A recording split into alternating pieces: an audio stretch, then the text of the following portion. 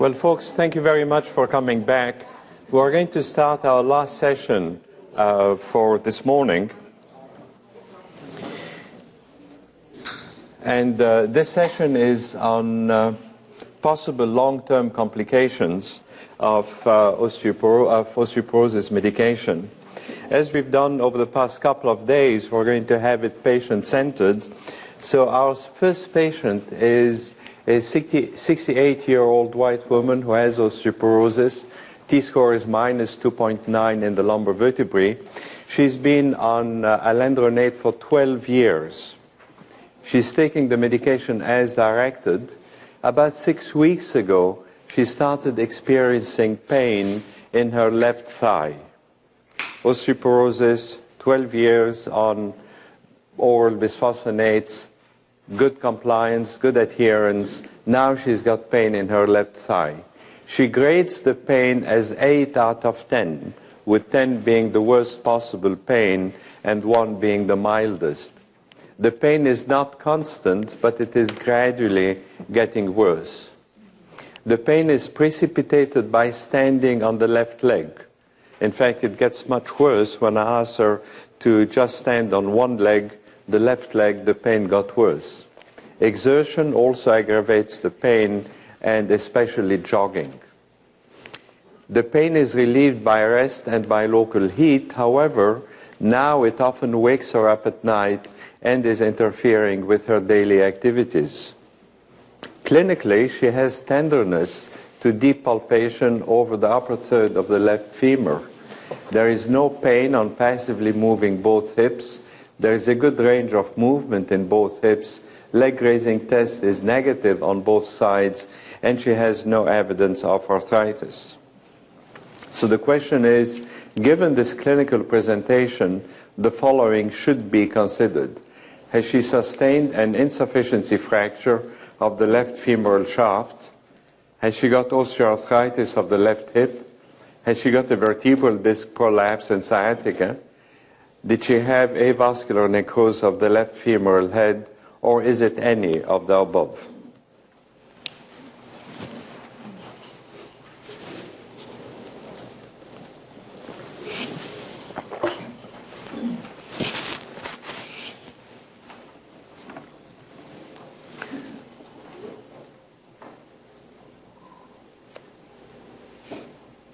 And the majority is correct. We really need, in that case, to consider an insufficiency fracture of the femoral neck, and you need some sort of imaging studies.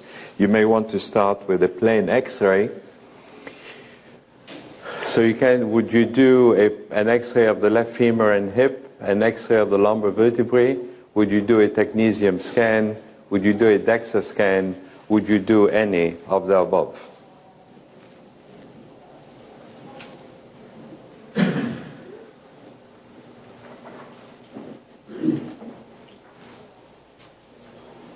Okay, so at the majority, we're going to start with a plain X-ray of the left femur and the hip.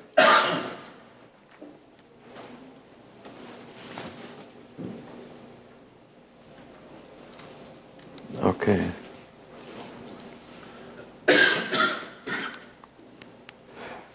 Oh, Randy's moved out. I'm sorry, the slides got slightly mixed up. The slides we're going to show you, they're going to be at the end of the case rather than interspersed in the case, is it shows an insufficiency fracture.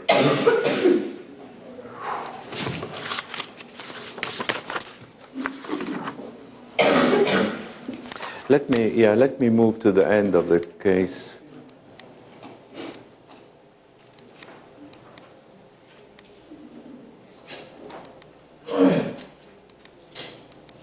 So this is the plain X-ray that we had after we saw her for the first time. And what you can see is that there is an area of localized cortical swelling. See the cortex, how thin it is here, and then it suddenly expands, and then it goes back to its normal state. And if you look closely at the area right in the middle there, I hope some of you can see that insufficiency fracture. So this lady has developed an insufficiency fracture. It's a fissure fracture. When you see a fissure fracture, the thing that you need to ask yourselves, is there any abnormal mechanical load? And in her case, the mechanical load hasn't changed at all, as opposed to somebody who develops a fissure fracture and he tells you, oh yes, I was leading a sedentary lifestyle, I went to boot camp, they gave me an 85-pound backpack to carry, they made me walk for 20 miles, and then I had this very severe pain in the metatarsal bone, and it shows a fissure fracture. In that case, it is an abnormal load on a bone that is essentially normal, but it is this abnormal load that led to the fissure fracture. In her case, the load hasn't changed at all. She hasn't gone to boot camp, she hasn't gone rock climbing or whatever. She led her usual lifestyle, and yet there is a fissure fracture. The fissure fracture and the localized swelling is a warning sign that this lady may develop a full fracture like this. And the outlook, once these fractures develop, are as bad as the femoral neck fractures. Very high mortality and high morbidity. So ideally, you want to try and prevent this as much as possible. And what we did in her case, we talked to our orthopedic surgeons, and they were quite happy to prophylactically put a rod to prevent the fracture from occurring, because it can occur at any time. So let me, Randy, while you were away, I had to move forward. Can we go back to question number 3? C, after C. Is that C? No, one before. One before. Before.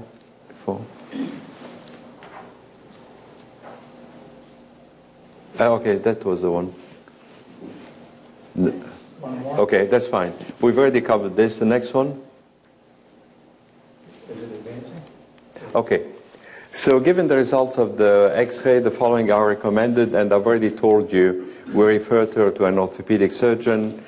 We did not reassure her about the benign nature because it is not benign at all. In fact, it is a fracture waiting to happen. You would discontinue the alendronate, and you may initiate teriparatide treatment to help that fracture healing. The characteristic features of femoral insufficiency fractures include pain in the affected region, tenderness to palpation in the affected region, pain worse on standing on the affected leg, and the limited range of motion of the hip on the affected side, or is it A and B?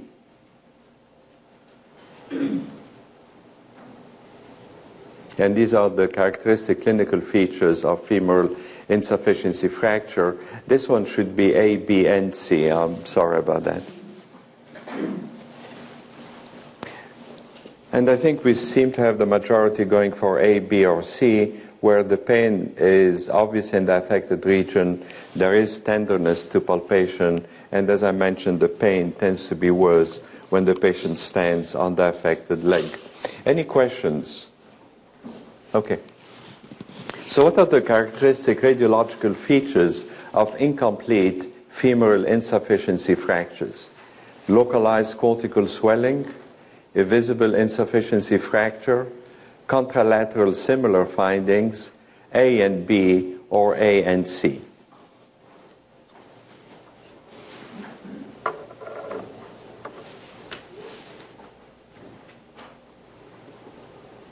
And there seems to be consensus. There is a localized swelling. You often see a visible insufficiency fracture. You also may see the contralateral, the opposite side, the same findings, because the process is a generalized one. It's not just localized to one part of the body. The radiological features characteristic of atypical femoral shaft fracture The fractures occur anywhere between the lesser trochanter and the condylar flare. They usually have a short transverse configuration as opposed to the spiral configuration of femoral shaft fractures. They're usually non-comminuted, so it is a clear fracture as opposed to the bone shattering and being comminuted. Is it A and B, or is it A, B, and C?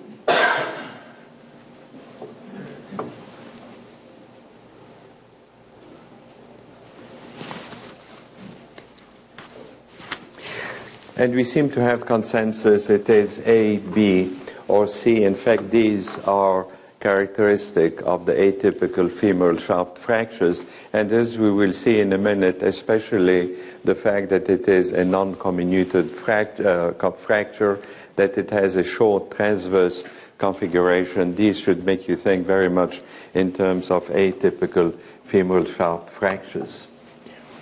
The characteristic radiological features of an osteoporotic fracture, not the atypical, we're talking of the regular bread and butter osteoporotic femoral shaft fractures, include being comminuted, spiral configuration, no evidence of cortical swelling.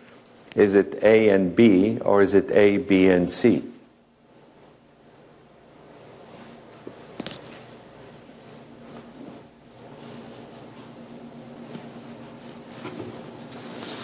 And we do have consensus. It is A, B, and C. The osteoporotic femoral shaft fractures tend to be comminuted. They have a spiral configuration, and there is no evidence of cortical swelling. So the next question is characteristic findings of insufficiency fracture on a technetium scan. Would you find a localized unilateral increased technetium uptake? Would you find a bilateral localized increased technetium uptake? Or would you find multiple areas of increased technetium uptake? Is it A or B, or is it A, B, or C?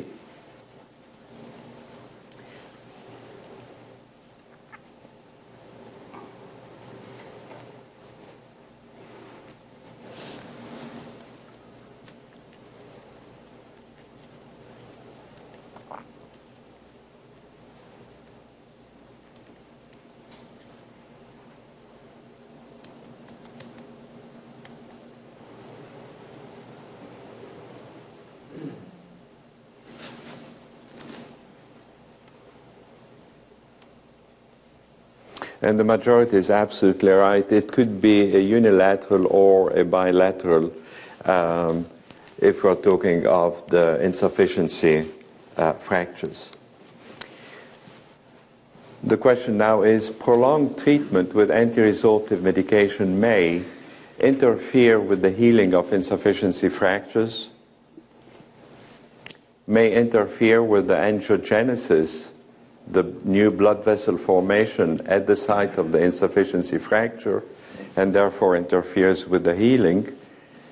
Does it increase the brittleness of the bone? Is it A and C, or is it A, B, and C?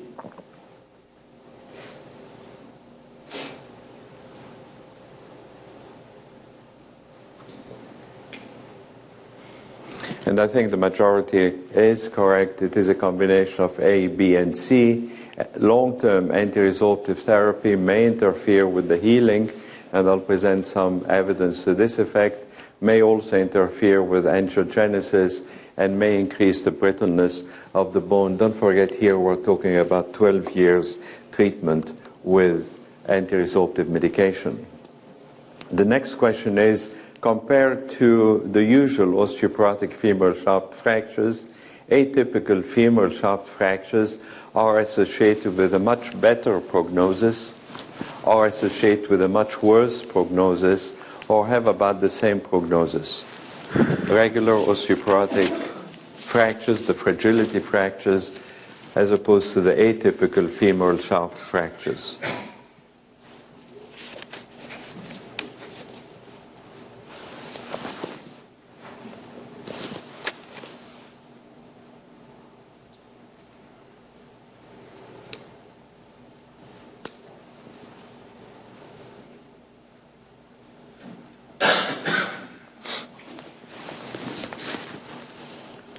And we seem to have a preponderance that they are associated with a much worse prognosis, which varies according to the patient. I would have gone for about the same prognosis, but I think much worse prognosis is acceptable if you take into account the various other comorbidities the patient may have.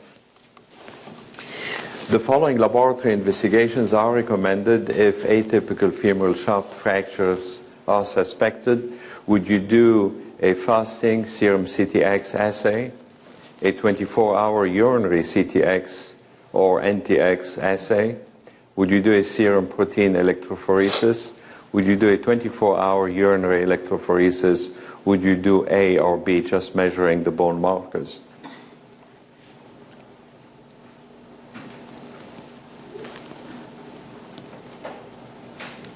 Or would you do nothing at all? Is that the majority?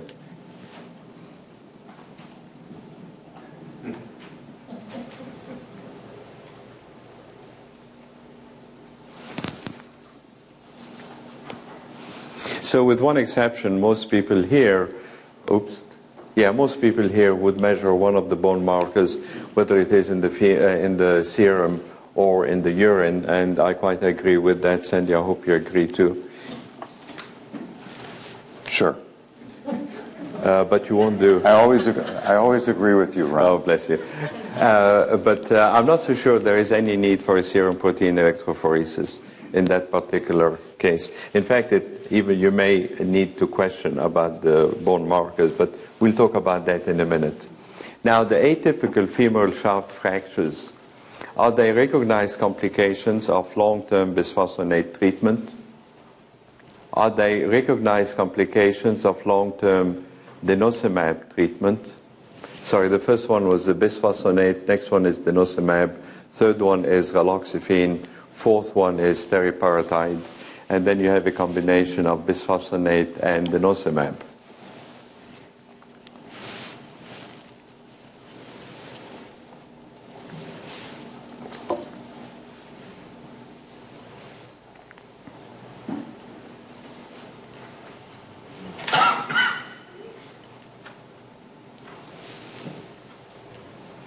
And the majority of people are saying that it can be a combination of bisphosphonate or denosumab, and this is the correct answer. There are many, many fewer patients with denosumab, but then denosumab hasn't been around for as long as the bisphosphonates. I'm not so sure about the word recognized complications because there is still quite a lot of debate going on. Are there really complications, or we'll talk about this in a second.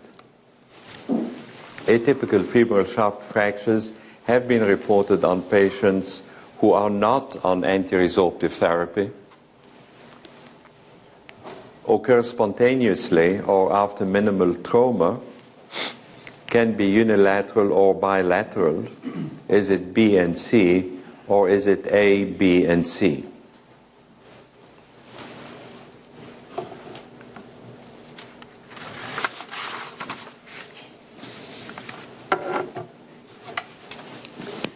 And majority of people feel the correct answer is A, B, or C, and I quite agree with that. So let's have a look at the slides. We've already seen this one, and this one, and this one. We don't want this to happen, and the rod was inserted. And I'd like to just talk a few minutes about the femoral shaft fractures.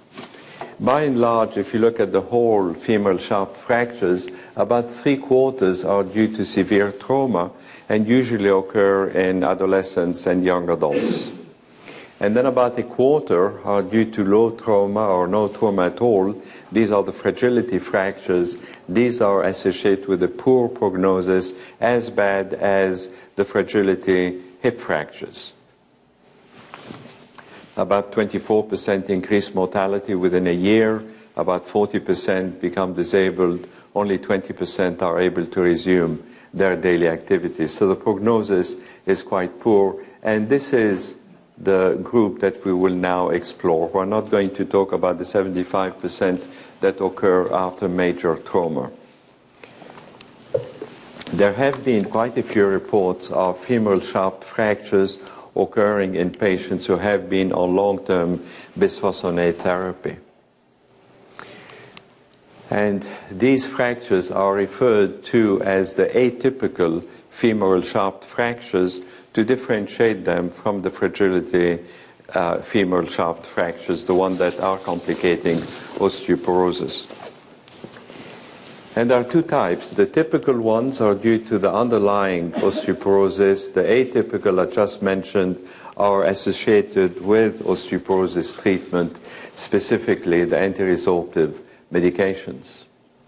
There have been so many of these reports that the American Society for Bone and Mineral Research has charged a task force to specifically look at this. The task force has been in existence now for about 12 years or so. They've issued 2 reports. I think the first one was 2003 and the last one was 2013. And they first looked at where do these fractures occur. They occur anywhere between the lesser trochanter and the supracondylar flare of the femur. I'm sorry, the first one was 2010, and it was revised in 2013, not 2103. So they occur anywhere between the lesser trochanter and the supracondylar flare. They're usually associated with no or minimal trauma. They could be unilateral or bilateral, and they can be complete, as it is here, or incomplete, as we saw in the first slide. They're usually preceded by prodromal symptoms, with the patients complaining of localized pain that can be seen as early as 3 or more months before the fracture occurs. And what is interesting, when the patients present, they usually tell you, I've got this pain, but it is different from the usual pain I was having. The patients often have an associated osteoarthritis and they're in pain, but this is a new pain that develops. It is usually associated with localized bone tenderness. The fractures are non-comminuted. You see there is a very clean fracture there, and only in one place, as opposed to the comminuted fractures where the bone is shattered. There is a medial spike, you can see it there. And there is a short transverse or oblique configuration. You can see the transverse configuration there and there, as opposed to the spiral osteoporotic fractures.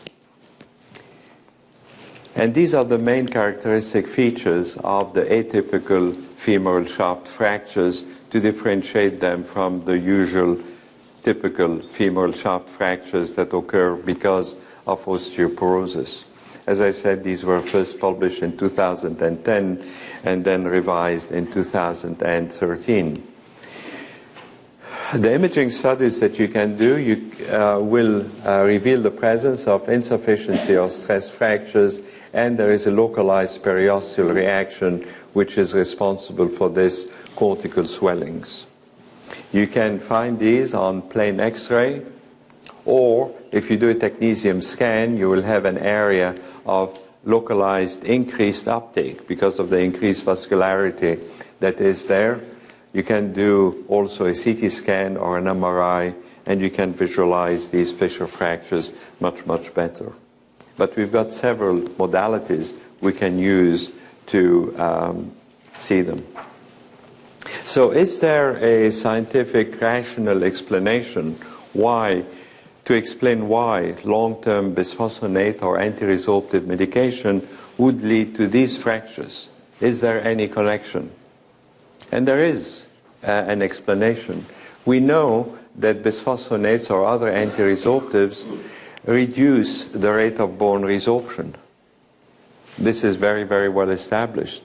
It's because of this that bone loss is prevented, and because bone formation is not affected, and as Sandy was saying earlier, we've got a very strong connection, a very good coupling between bone formation and bone resorption.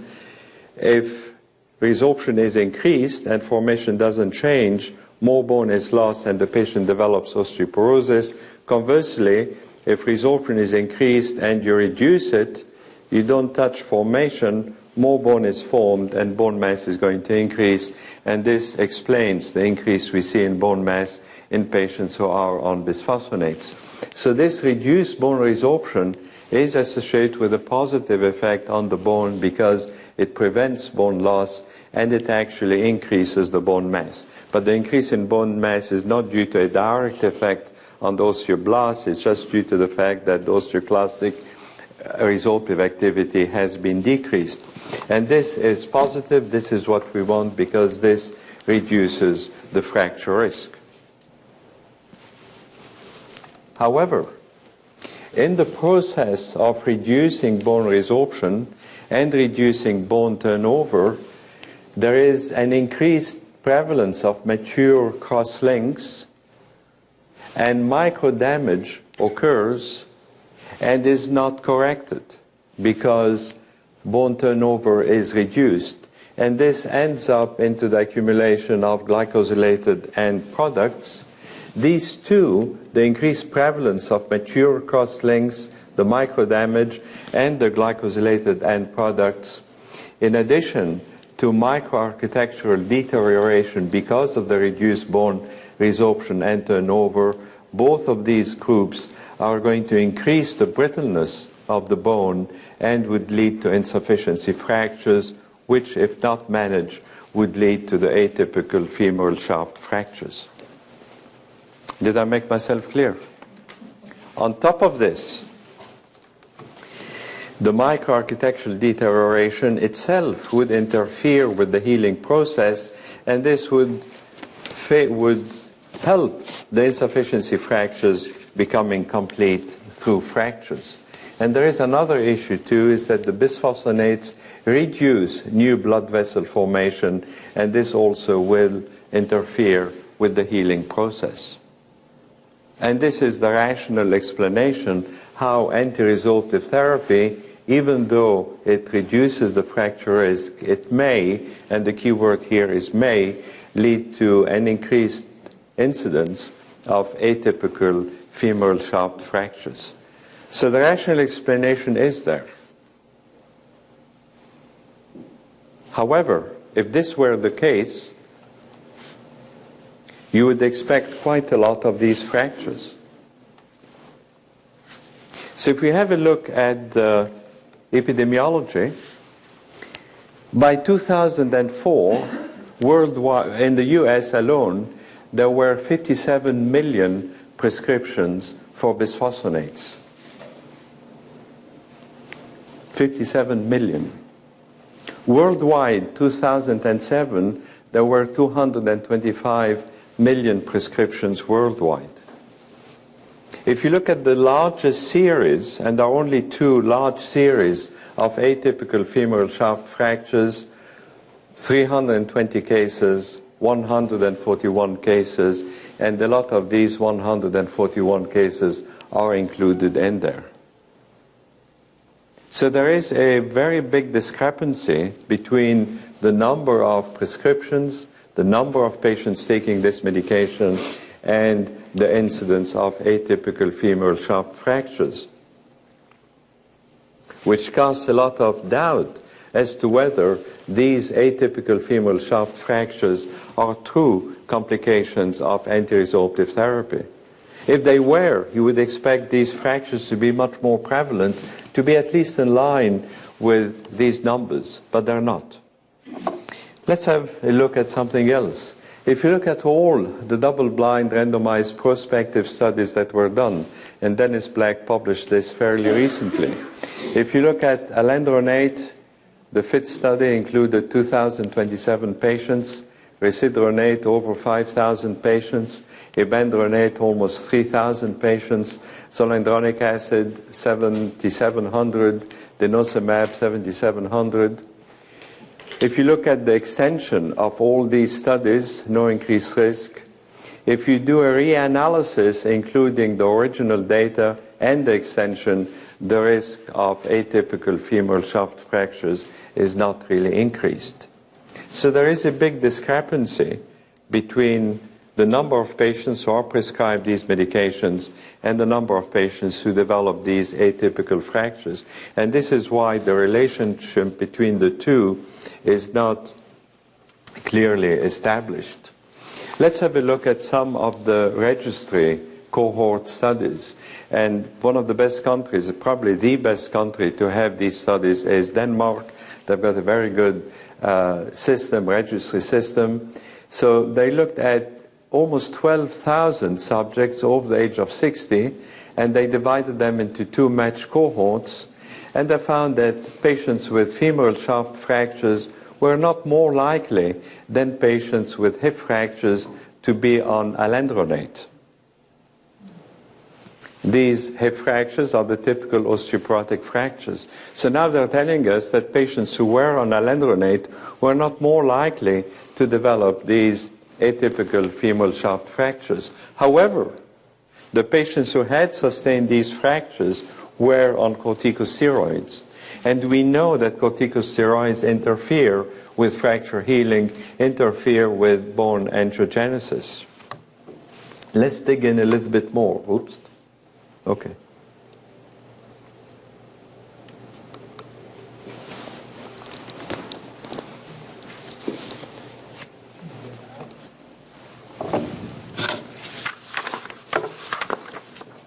Any questions on anything we said so far? Yeah. Are those insufficiency fractures usually, do they occur during treatment or can they occur years after? The question is whether these insufficiency fractures occur during treatment or years later.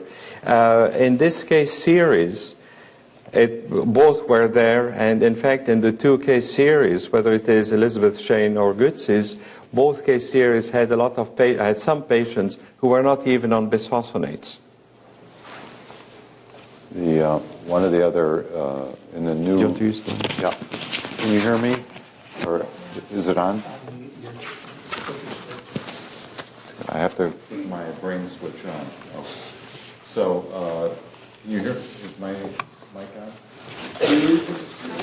What's the clinical take-home message on that concept of atypical femoral fractures on alendronate? What do we call it? Let me answer the young lady's question first. So, what has been found in analysis of patients who have fractured and the prevalence in those and incidence of fractures off treatment, it appears that if the patient has a unilateral fracture and they don't have bilateral fractures, and you stop bisphosphonate therapy, the revised guidelines have shown that in the analysis that has been done in these patients, that stopping drug therapy, the longer you do that, the less likelihood of the opposing side also developing atypical femur fracture. So going off bisphosphonate therapy has a positive effect on preventing additional fracturing. So did I answer that question? I guess most of them do occur on treatment. So most of them occur on treatment, and when you go off treatment, there's a less likelihood the number of years you're off treatment. It also depends, of course, on the agent that's used. So if you use one of the bisphosphonates where the avidity of bone and the effect on the enzyme is less than some of the others, then your potential adverse effect will be limited as compared to stronger avidity and stronger attachment to the efficacy to the enzyme itself. So, for example, yes, there is. So, risedronate, we know that with risedronate, after a year off of treatment, there is decreasing bone mass that occurs, and the markers change rather rapidly, even though fracture risk is not eliminated, meaning your fracture risk reduction is still there a year after, is still prominent, meaning you have fracture risk reduction in that year off treatment, but we see a early loss of bone mineral density and increasing markers of bone remodeling in the end of that year off of treatment, versus being on alendronate, say, for many years.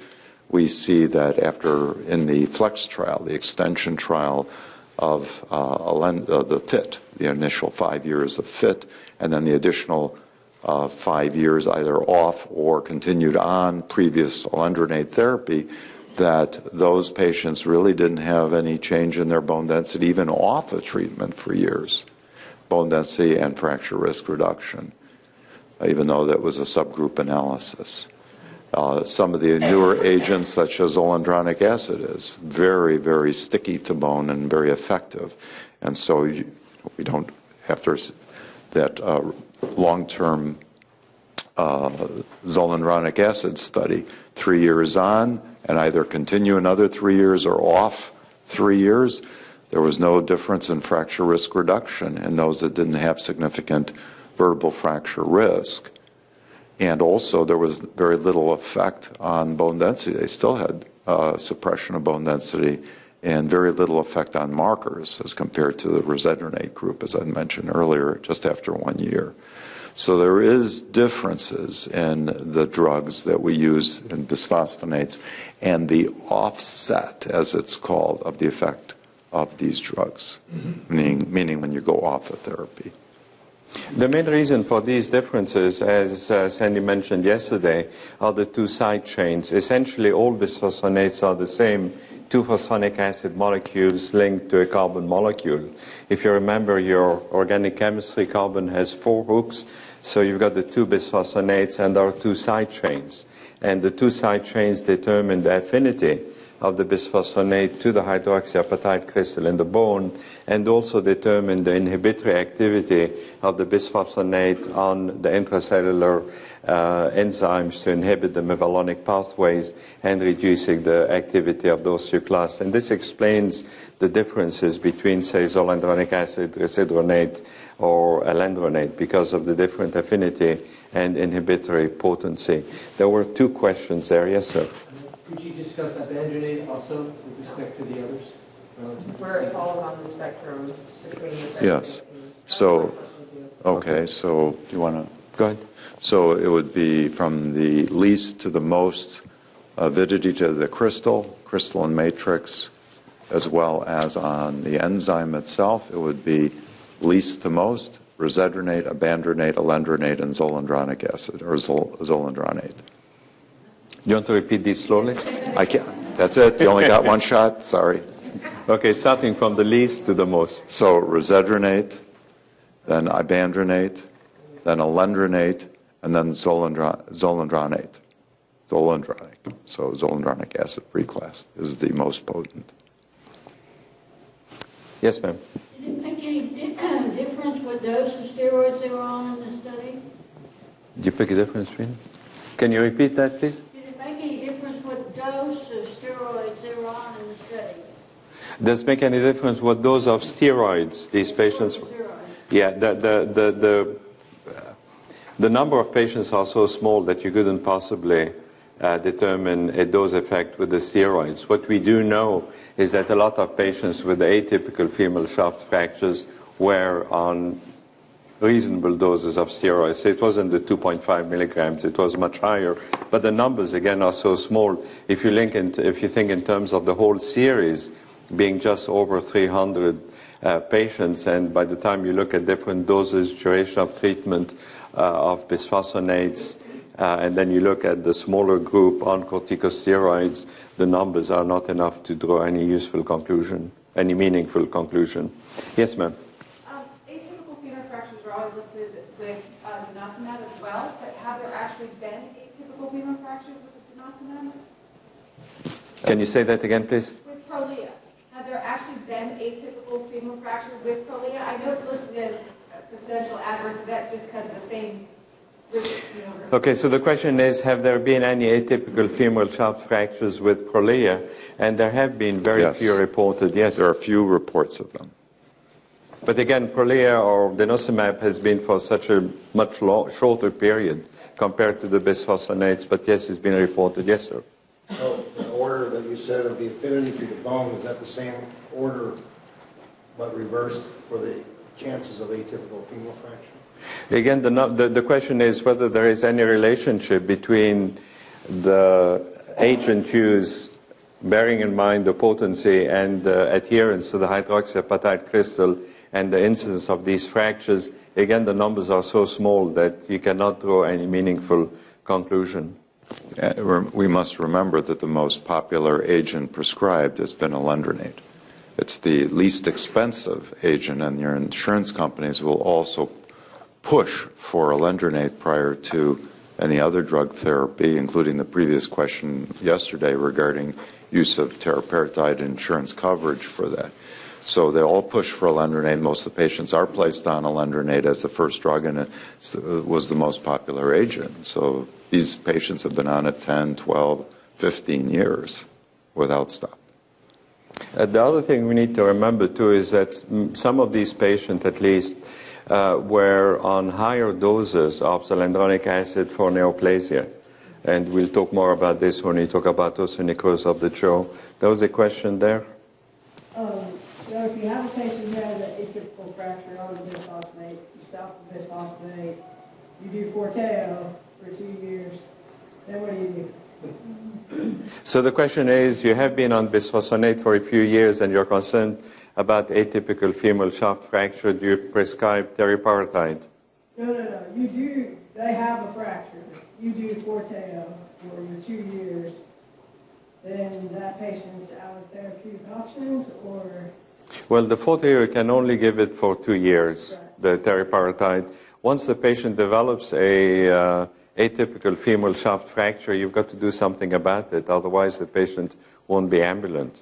So you've got to do some surgery. Teriparatide would probably help. Many of us use teriparatide as an adjunct to orthopedic surgery. At 2 years, you would hope that healing would have occurred. So, Sandy, what do you think? I think that's a different question. What do you treat the patient with after? Yeah, I think you. Oh, okay. Yeah, After that's a different Forteo. question. That's the question. Yeah. Your guess is as good as ours. I think there is no consensus. It's whatever you feel is appropriate. I think, you have other options coming up also. So you have newer drugs, anabolic agents that hopefully will be released in 2 years. So that's an option for us. You have, if the patient hasn't had major fracture risk, and after 2 years of teriparatide, and you're following that patient with biochemical markers, by the way, their stress fracture has now healed. Okay, their insufficiency fracture has healed, because you didn't mention that in your statement and question. Did they really heal on teriparatide? Okay, if they're almost healed but not quite healed, what happens off teriparatide? I mean, there's many scenarios you can think about. And would you give another 6 months until they're fully healed, even though it's not FDA approved? I mean, there are, it's not a drop-down menu list, and you can choose A to D and say this is the way it's going to be in every patient. So I think that it's a key issue to follow those patients. If you're going to use teriparatide, I always ask my orthopedic colleagues to follow these patients and determine with me whether it's a failure of teriparatide treatment, because not all patients respond to teriparatide. And prophylactic surgery is frequently done to prevent a complicated fracture. And they repair very well after that, because the stress reaction and the attempted repair of a stress reaction is very different than the repair of a complete fracture using a rod in place. So we're talking about different pathophysiology and bone reparative process. So you would always, in that patient of yours, you would always follow that patient with orthopedics to determine on a regular basis if that patient is responding to your teriparatide or not. If after 6 months or less the patient has not responded, probably less, you're thinking of orthopedic intervention in that patient. Okay, you're not waiting, because they don't heal. These people don't heal. That's the problem. And so you want to make sure that either you or someone very attuned to a typical fractures of the femur are observing this patient with you. Or they're going to fracture right in front of your eyes, and that's a big deal. Again, we need to remember the numbers are so small. And the other thing to bear in mind is if you look at the studies with zoledronic acid, the study, particularly the study where the patients were started within 2 weeks, 2 weeks to 3 months of a femoral neck fracture occurring. So these are patients who sustained a femoral neck fracture and when were randomly allocated to either on zoledronic acid or on placebo. The ones on zoledronic acid had fewer refractures, had fewer fractures, had a lower mortality than the ones on placebo. So there you are, you have a patient who's got an acute hip fracture, treated orthopedically, put on an anti-resorptive, and the outcome 2 years later is much better than the placebo. And this is what we're trying to emphasize, that even though there is a logical scientific explanation as to why these patients become more susceptible to fracture, it's important to keep things in perspective and really to fully understand that it is a very small number who develop these. And even though there is a scientific explanation, it does not explain why the vast majority, over 200 million fractures, yet fewer than 500 patients sustain these fractures. If it were a direct correlation, you would expect many more patients to develop these insufficiency, atypical femoral shaft fractures. Yes, ma'am. So is it reasonable when counseling somebody that's starting a bisphosphonate, and obviously they've heard of these atypical femur fractures, to talk about the incidence of basically 60 million people are on these prescriptions and 500 people have had these fractures? If they're concerned about it, yes, it's... I mean, that's a good correlation to use. Listen, only 500 people have these fractures. It's a real risk. Right. Right. But the way I explain it to my patients is that as long as you monitor the patients, and again, the patient is very much involved in the management process, so the patient has an open line. This is what we've been trying to emphasize, that the patient must be at the center of your management, that you will be following the patient. And you probably remember I did say that most of these fractures are preceded by prodromal symptoms and signs. And you remember yesterday we spent a full session talking how to monitor these patients. So you're all the time following them up, and probably if this happens, the chance of a atypical femoral shaft fracture occurring is going to be much less, because you would pick them at the time when they develop these prodromal symptoms. I think that, number one, I don't believe in the United States there are 60 million people on bisphosphonates. Okay, so I think that we have to correct that issue. Second, the whole idea of drug holiday came up because of ONJ and atypical femur fractures, not because of other side effects. And so with this dramatic upheaval in the lay press and on the internet and everything else, that's why we're at the present situation. You could say that this is overwrought, this is way overrated, but I've seen, I think, 30 cases of atypical femur fractures at least. I've seen a number of ONJs as well, so it's not rare in a tertiary referral center. And so that's why we're talking about reassessing patients after 5 years of therapy or whatever to determine at that moment what their fracture risk is, whether they need further therapy or not. And I think that's a good idea. I mean, it's true they will always have osteoporosis, say, but not everyone had osteoporosis. Not everyone is at super high risk. And so using our clinical acumen is important to decide whether the patient requires further intervention. And can we then manage those patients off of treatment and observe them for any change? And I think that's good. I think that's really a good idea. So it's changing our way of practice that I think is beneficial. Okay, we've got 2 questions. Yes, sir. Since Prolia works differently, it's not the same on the osteo class, how long does that, the effect of the Prolia class with respect to fracture risk and on the osteoclasts themselves?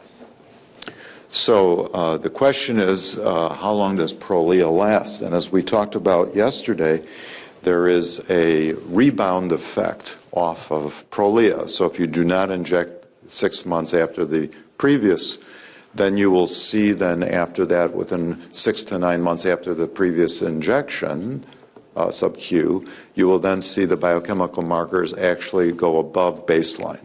So there's a rebound elevation in markers. So your osteoclastic markers actually are increased. Very similar to estrogen therapy. When you go off of estrogen, you'll see a rebound effect also very rapidly. With raloxifene, you'll see rebound, meaning these osteoclastic markers will take off very rapidly. With estrogen, the effect is lost quickly. With denosumab, it is not, the fracture risk reduction isn't lost immediately, but you can see what's happening in the patients 9 months after discontinuation of therapy. So the markers will respond quickly to being off of denosumab. We had another question there. Regarding the subject of prophylactic internal fixation of these type of fractures, are there studies that show a detrimental effect of regarding load sharing of the device and stress to the bone that would actually cause, a loss in bone quality? I don't think that's ever been shown with an ORF. In other words, placing a rod in the bone to prevent further fracture, meaning complete fracture. No, there is excellent healing after that, and that's why prophylactically, in this case that we talked about earlier, that you would give yourself a specified period of time on teriparatide, working with your orthopedic surgeon and deciding whether there's benefit or not. You're not going to wait forever, because if the patient is progressing despite that or does not have any healing after a specified period of time on Forteo, how long are you going to wait? Because the patient's at risk. Remember, the underlying process is different than normal complete fracture and fracture repair with woven bone, endochondral bone formation. With a complete fracture is very different than the attempted repair with a stress reaction. That is a different process. And we're talking about abnormal stress reaction repair. As Ron had mentioned, the beaking that occurs, the cortical change.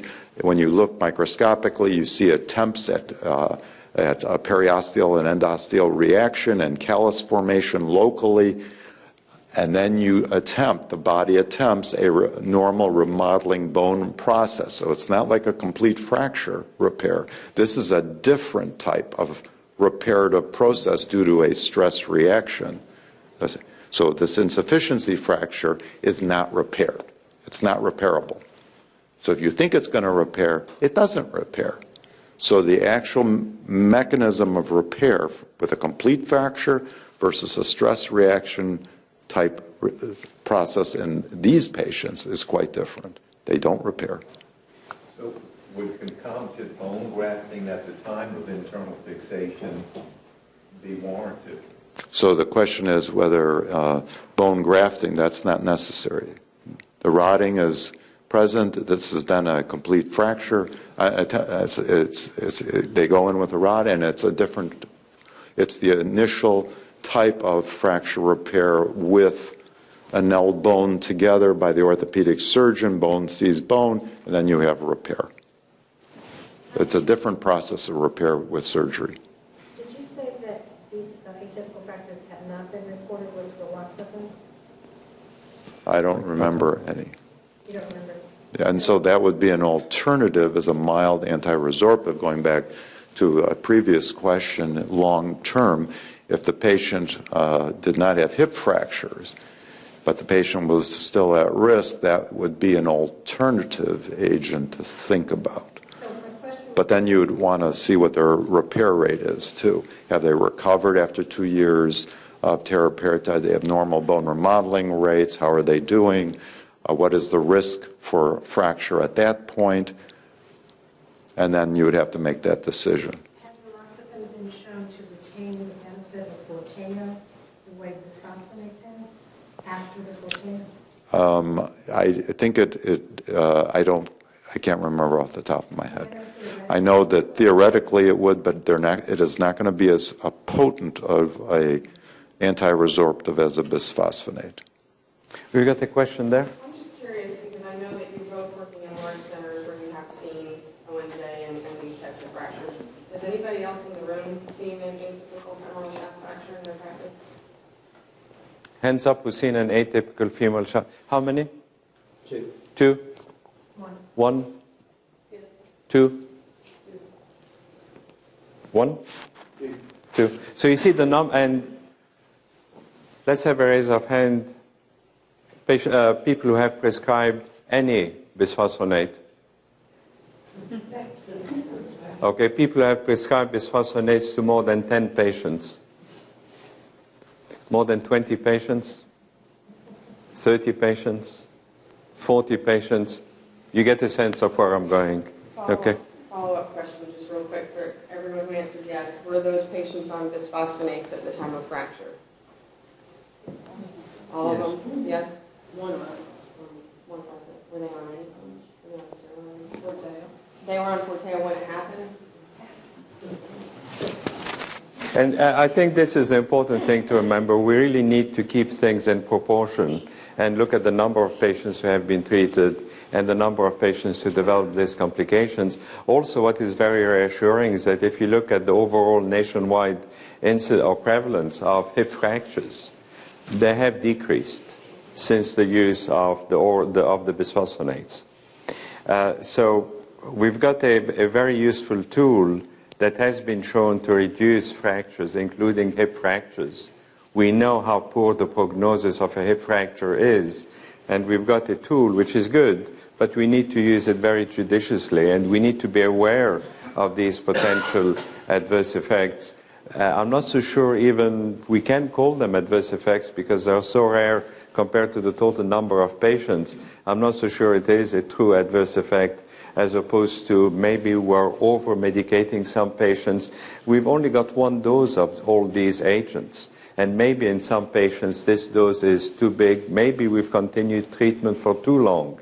But again, as we mentioned yesterday, and this is why we had the whole session on just how to monitor patients, is to be able to follow the patients up and hopefully prevent any of these complications from occurring by stopping the medication, maybe putting them on teriparatide, although in your case it didn't really help much. But Sandy, would you really call them adverse effects as opposed to aberrant effects? Yes. I think if I want to educate the patient, I would consider using Frax in that patient and saying, okay, your risk is 25% to have a hip fracture. Your absolute risk for hip fracture is 25%. We can reduce that hip fracture risk by about 50%. So now it's 12.5%. Of that risk for a hip fracture then, maybe 0.5% or less would be an atypical femur fracture. Okay, so you can put this in perspective in regard to that. And I've done this for my lectures in Illinois. And now what is your risk for murder in Chicago? So I then explain to them the murder rate in Chicago. Then I say, here's your potential for a motor vehicle accident, a serious motor vehicle accident in Chicago. And it's very high, obviously, both of them, depending upon what part of Chicago you live in or travel in. And then they get the picture of what is the risk for fracture versus your general risk for other issues in the community you live. Does that make sense? So I put things in perspective to help my patients understand risk. Okay. The other thing we can do, and there's new software on the DEXA machines today, is to actually bring that DEXA of the hip down more inferior to include the diaphysis. And because Fergus McKiernan and others have published this data showing that you could actually see these periosteal reactions and this little beaking that occurs prior to fracture on even the DEXA images. So this is also a possible way of determining, just using DEXA routinely when you're doing studies, to see if you can pick this up. And maybe the secret is just to make sure your patient is fully involved and you monitor your patients properly. But my concern is that too many people are going to stop prescribing medications for osteoporosis when the overwhelming majority of patients respond well to these treatment and their fracture is reduced. Any other questions? We'll have, okay, yes. After a drug holiday, when you determine that the patient needs to go back on medication, are people doing this? So the question is, after the drug holiday, what do we do? Again, you reevaluate the patient and look at the pros and cons of restarting the medication in light of that individual patient's condition. That's why you need to follow your patients up. You can't lose sight of them. And the patient should be notified, especially if you're talking about anti-resorptive medication lasting more than a few years. You should tell the patient, if you have this pain coming, please phone my office and we'll see you fairly quickly. Same thing for osteonecrosis of the jaw. We'll talk about this in a couple of minutes. We're going to stop for a few seconds because we'd like to try and find out how effective our course, this course, especially with the new format, is. So Mandy is going to go around and give you a very, very short questionnaire. It's about 10 questions, and the answers are fairly straightforward. And if you don't mind, we'll send you another similar questionnaire via email in about 3 months' time to see if there has been any change. What we're trying to do, and Sandy and I and Mandy have spent a long time talking about this and coming up with this tool, and Randy has been useful, very helpful to make it electronic. Our goal is to find out, have we really been instrumental at changing your behavior as clinicians? So if you don't mind helping these, it will help us quite a lot determine how effective we have been. And again, I make another plea, fill up your evaluation forms, please. Tell us what you liked, what you disliked, what you think would be a good idea for the future. I know many of you have attended our courses in the past, and we have gradually changed our course to meet your requirements. So please give us as much feedback, positive as well as negative, as possible. We do take this into consideration, and this is the way we can develop courses that are meaningful to the people who attend these courses, as opposed to us being isolated in an ivory tower and coming out with some edicts of what we think people ought to know. So your collaboration in this would be most appreciated. And Mandy is going to go back again in a few seconds to pick up all these sheets. We need your initials so that we can identify you when we send you the follow-up. Neither Sandy nor myself nor anybody else is going to look at these except Mandy and Randy and her support and their supporting staff. But we need to be able to say there has been a change or there has been no change. And all these forms are going to be destroyed after the second follow-up. The second one is in 3 months' time? Okay. We'll take a vote in a minute and see if it's 3 months or 6 months. So include your initials in your state, and then when I do the follow-up by email, just enter it the same way so I'll know I can match that. When you say review, what percent do you review the DEXA scans? Do you mean the Look at radiologic results? look at the actual plates, as opposed to looking at the report, looking at the plates and say, this is not a good scan, you guys need to repeat it, as opposed to looking at the conclusion.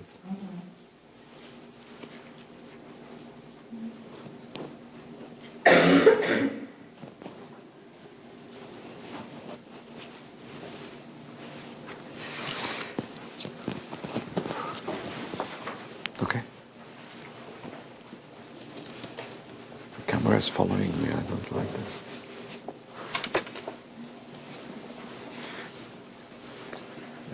Do you want to make comments to those online? I can't hear you, sir. Do you want to make any comments for those online that they can go and write it? Oh, can they do it online?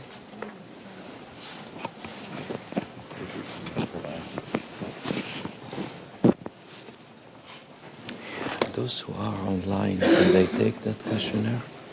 There's no way for them. There's no way. No, because it's paper.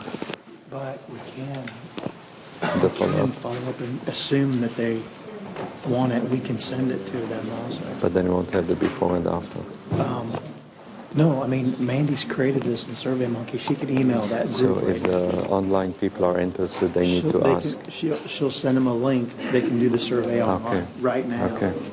Okay. Do you want to tell them or shall I tell them? You'll tell them? Okay. Go on.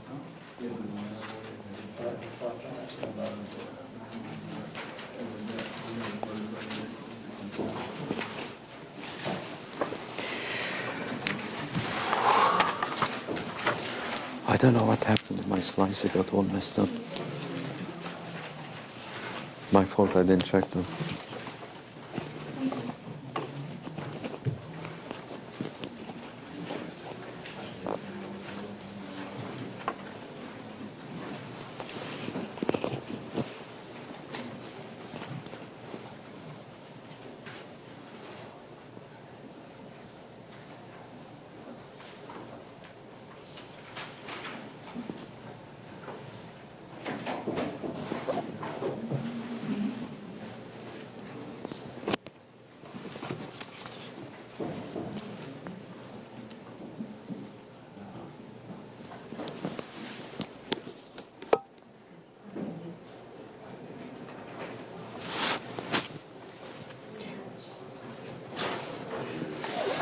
These are mine. ONJ.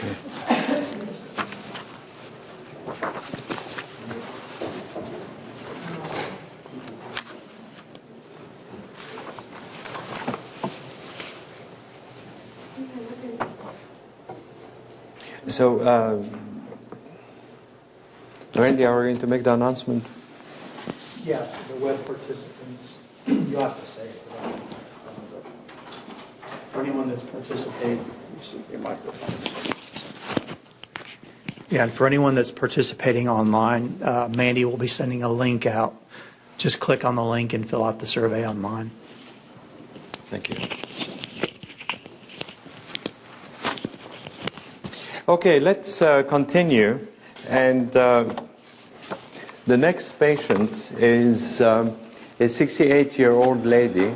She has received 7 annual zoledronic acid infusions.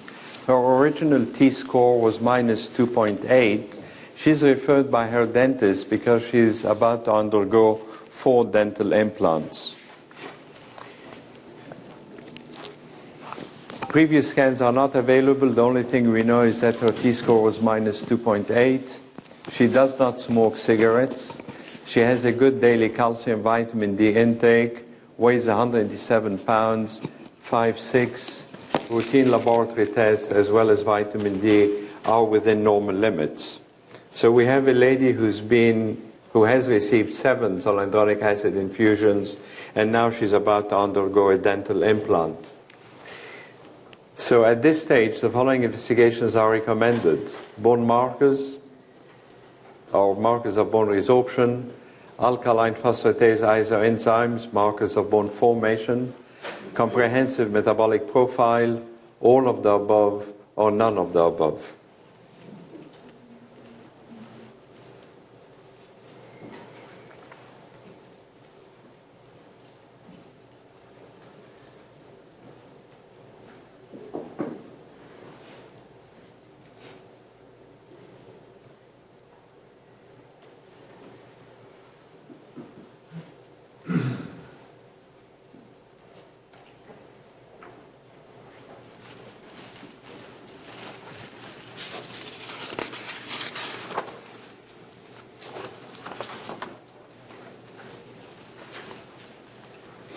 So the consensus we have is that the majority would do markers of bone resorption, markers of bone formation, as well as a comprehensive metabolic profile. Sandy, would you do anything different? Markers of bone resorption, bone formation, and metabolic profile. The markers of bone resorption and formation on zoledronic acid and the anti-resorptives, specifically the bisphosphonates or denosumab, will be exceedingly low. meaning we already know that's going to happen. That will not distinguish anything per se from the standpoint of underlying use or not of dental implants, as we talked about yesterday. So all patients will have suppression of bone remodeling. It doesn't help you in regard to a specific threshold whether the patient's at increased risk of ONJ or not. It has never been proven, even though it's been suggested by certain individuals at the University of Miami, oral dental surgery, maxillofacial surgery, that there is a cut point at 150 that has never been proven in medicine. Any comments or any issues or any questions? So none of the above is what you would order, correct? I didn't hear that. You would The answer to the question. None of the above? The answer, Dr. Boehm said he would do E, none of the above.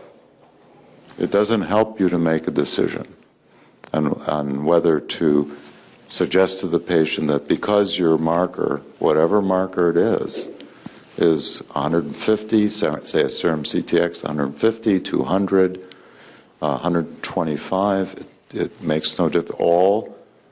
All biochemical markers of bone resorption will be suppressed with any of these agents.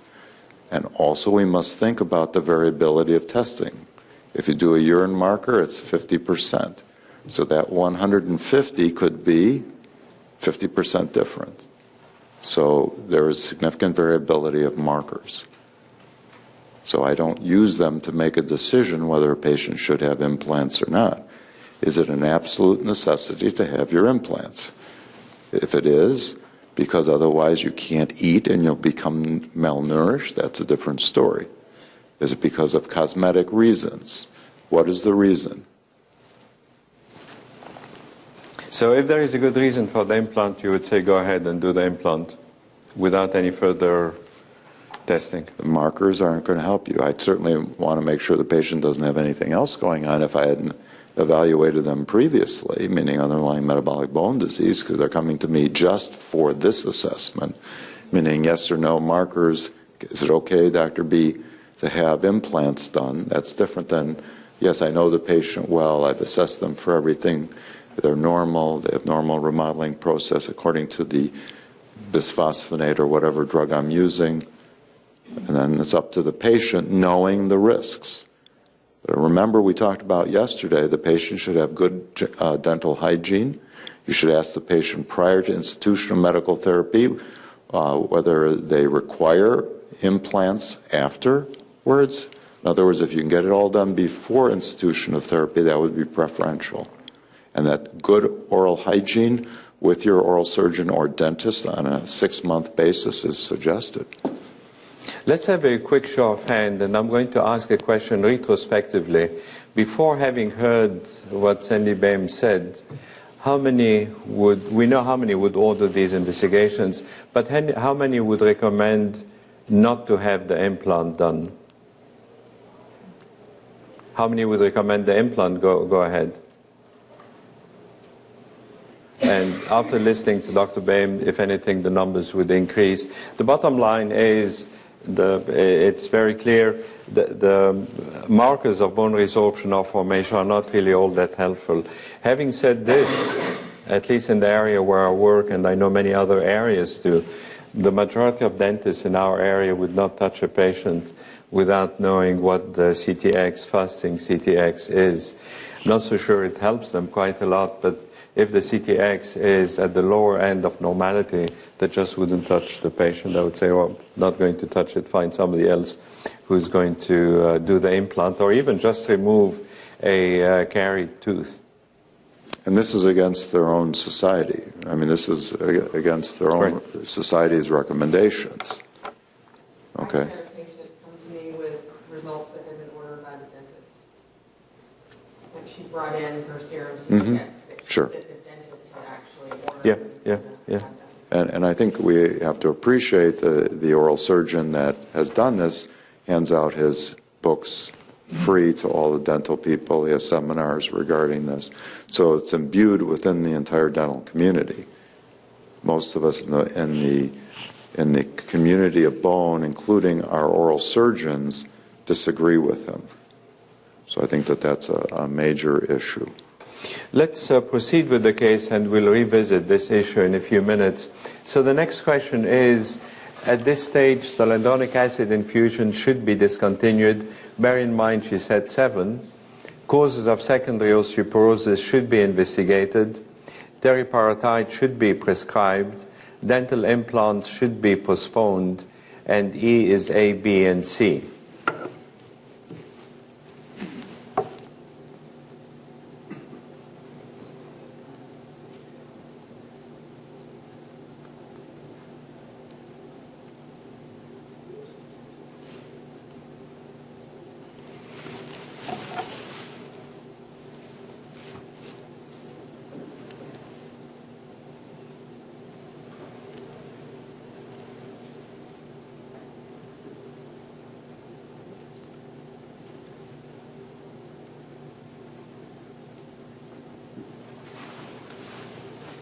So we've got a majority who would essentially reevaluate the patient to find out how bad osteoporosis is, how much it has changed, and if there is any secondary cause for osteoporosis, including vitamin D deficiency. Is the patient on any other medication that may interfere?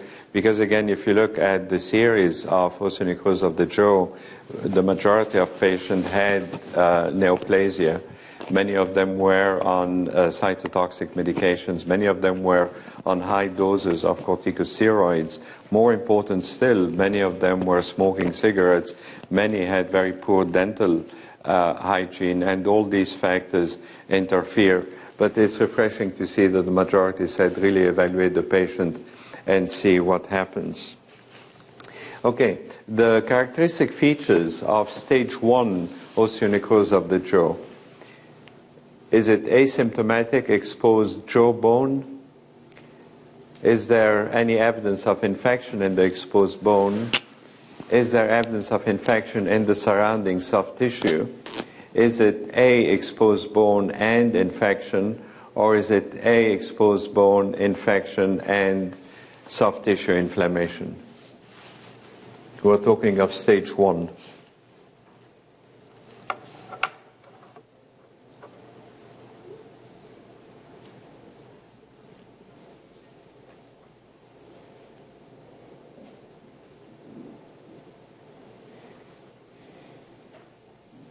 And here we have the majority saying that stage 1 is asymptomatic, exposed jaw bone without any evidence of inflammation or infection, and this is stage 1 osteonecrosis of the jaw. Very difficult to differentiate from a dry socket after a tooth extraction where there is bone exposed, with the difference that the dry socket is usually spontaneously or heals spontaneously within 6 to 8 weeks. The other condition here is that there should be exposed jaw bone as documented by a healthcare provider that has been present for more than 8 weeks. So if you have exposed bone as documented by a healthcare provider and it has been around for 8 or more weeks, then technically this is the definition of stage 1 osteoporosis. Exposed bone, more than 8 weeks, no evidence of infection or inflammation. Or radiotherapy. What's that? Or X-ray therapy too. Oh, do you want to talk about that? Well, the patient has had no radiotherapy to the head and neck, so that would be an exclusion because that's associated. And as Ron said, the patients, our oncology patients, not infrequently, as you had mentioned, also have exposed bone due to other etiologies.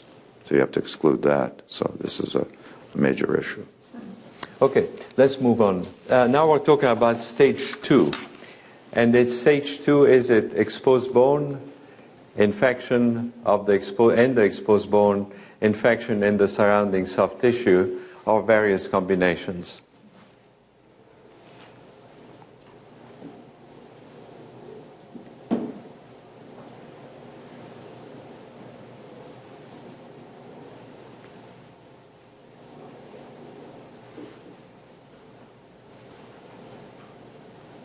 And the majority is quite right. Stage 2, not only is the jawbone exposed, but there is evidence of infection, tenderness, erythema of the bone, but the soft tissue itself is not affected. Stage 3, again we have exposed bone, infection of the bone, infection of the surrounding tissue.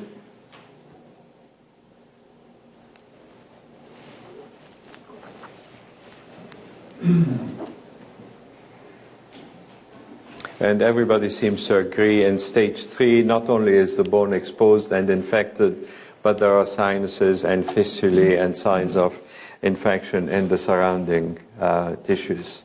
Okay, what about stage 0? In their original classification, there were only 3 stages, 1, 2, and 3.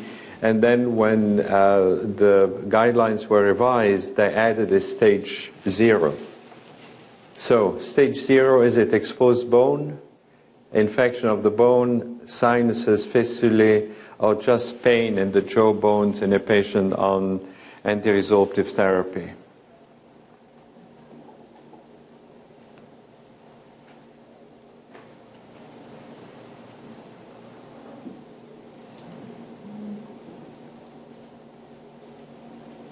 Okay, and the consensus or the majority is that there is pain in the jaw bone without any exposed bone.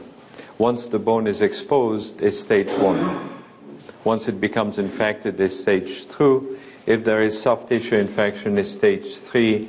And stage 0 is just for pain, but the bone is not exposed. Okay, factors predisposing to osteonecrosis of the jaw include anti-resorptive medication, anti-neoplasia, poor dental hygiene, corticosteroid therapy, and it looks as if we've got consensus. Majority of people are saying all of the above, and you're absolutely right. All of these are factors predisposing to ONJ, and one thing that is not on this list, which is a very heavy factor, is cigarette smoking. Okay, factors predisposing to cigarette smoking, vitamin D deficiency, corticosteroid therapy. Is it just cigarettes and corticosteroids, which is D, or is it all of the above, which is E?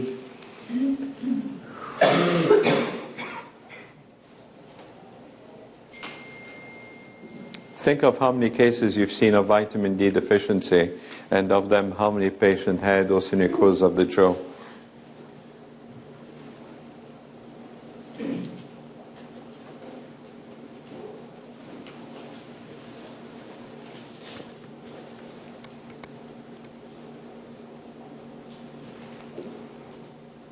So majority think cigarette smoking, vitamin D deficiency, and corticosteroids are factors predisposing to ONJ. I'm not so sure about vitamin D. Sandy, what do you think? I don't think that's ever been shown. No? Yeah. So the correct answer should be cigarette smoking and corticosteroid. We know these are predisposed to ONJ. Vitamin D deficiency does not. Okay.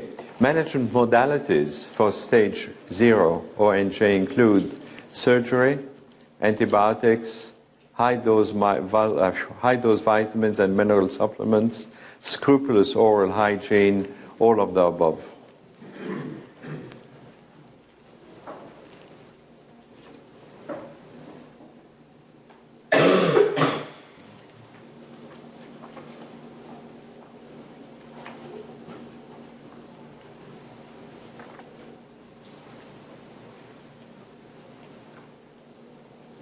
Stage 0, don't forget, is just pain. No exposed bone, no sign of infection.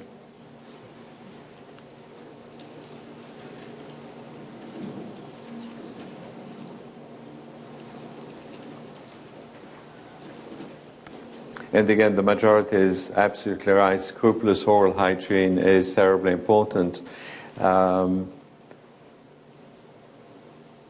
I don't think there would be any surgery for stage 0. Antibiotics, if there is no evidence of infection, I'm not so sure antibiotics would be appropriate. high-dose multivitamin mineral supplements, again, I'm not so sure it would be appropriate, but scrupulous oral hygiene is definitely the most important thing, as well as smoking cessation. And if the patient is on corticosteroids, maybe the need for that therapy needs to be revisited. Sandy, anything here? The use of oral antibiotics and statics are certainly indicated in these people. Now it's stage 0, but certainly... No, this is stage 0. In other cases, right. Because stage 0 is just pain, you don't have the exposed bone.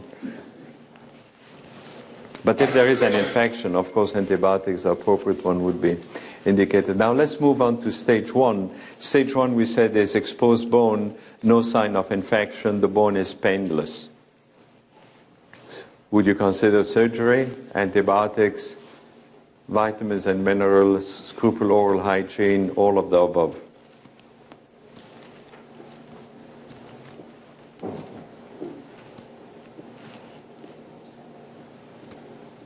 And the majority is in favor of scrupulous oral hygiene, and this is terribly important. That's the mainstay of treatment of stage 1.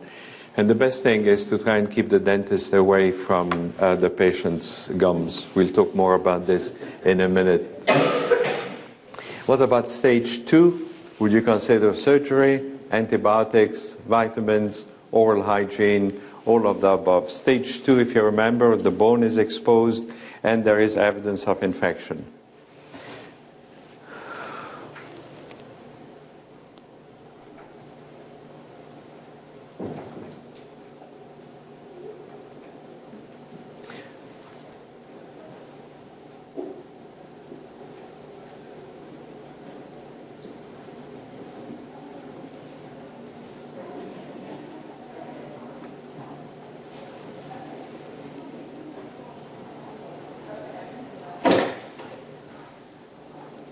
So 7 would recommend appropriate antibiotics, and there is sign of infection, so presumably you would do a culture and sensitivity and find out which antibiotics the infection is responding. At this stage, surgery might be a little bit premature because, if anything, it may increase the amount of necrotic bone that is left behind. Mineral and vitamin supplements hasn't been proven, but of course scrupulous hygiene is another very important thing. So stage 2, it's essentially the appropriate antibiotics as well as scrupulous hygiene, and this includes stopping cigarette smoking. What about stage 3? Would you do surgery, antibiotics, recommend vitamins, supplements, scrupulous oral hygiene?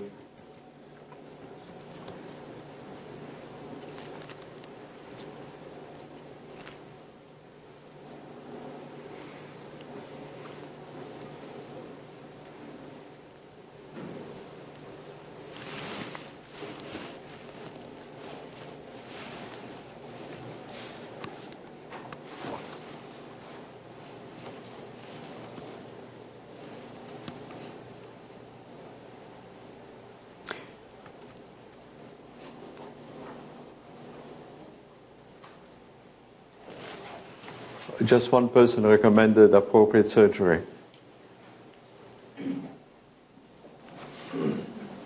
Sorry, 1 plus 8, so 9 people.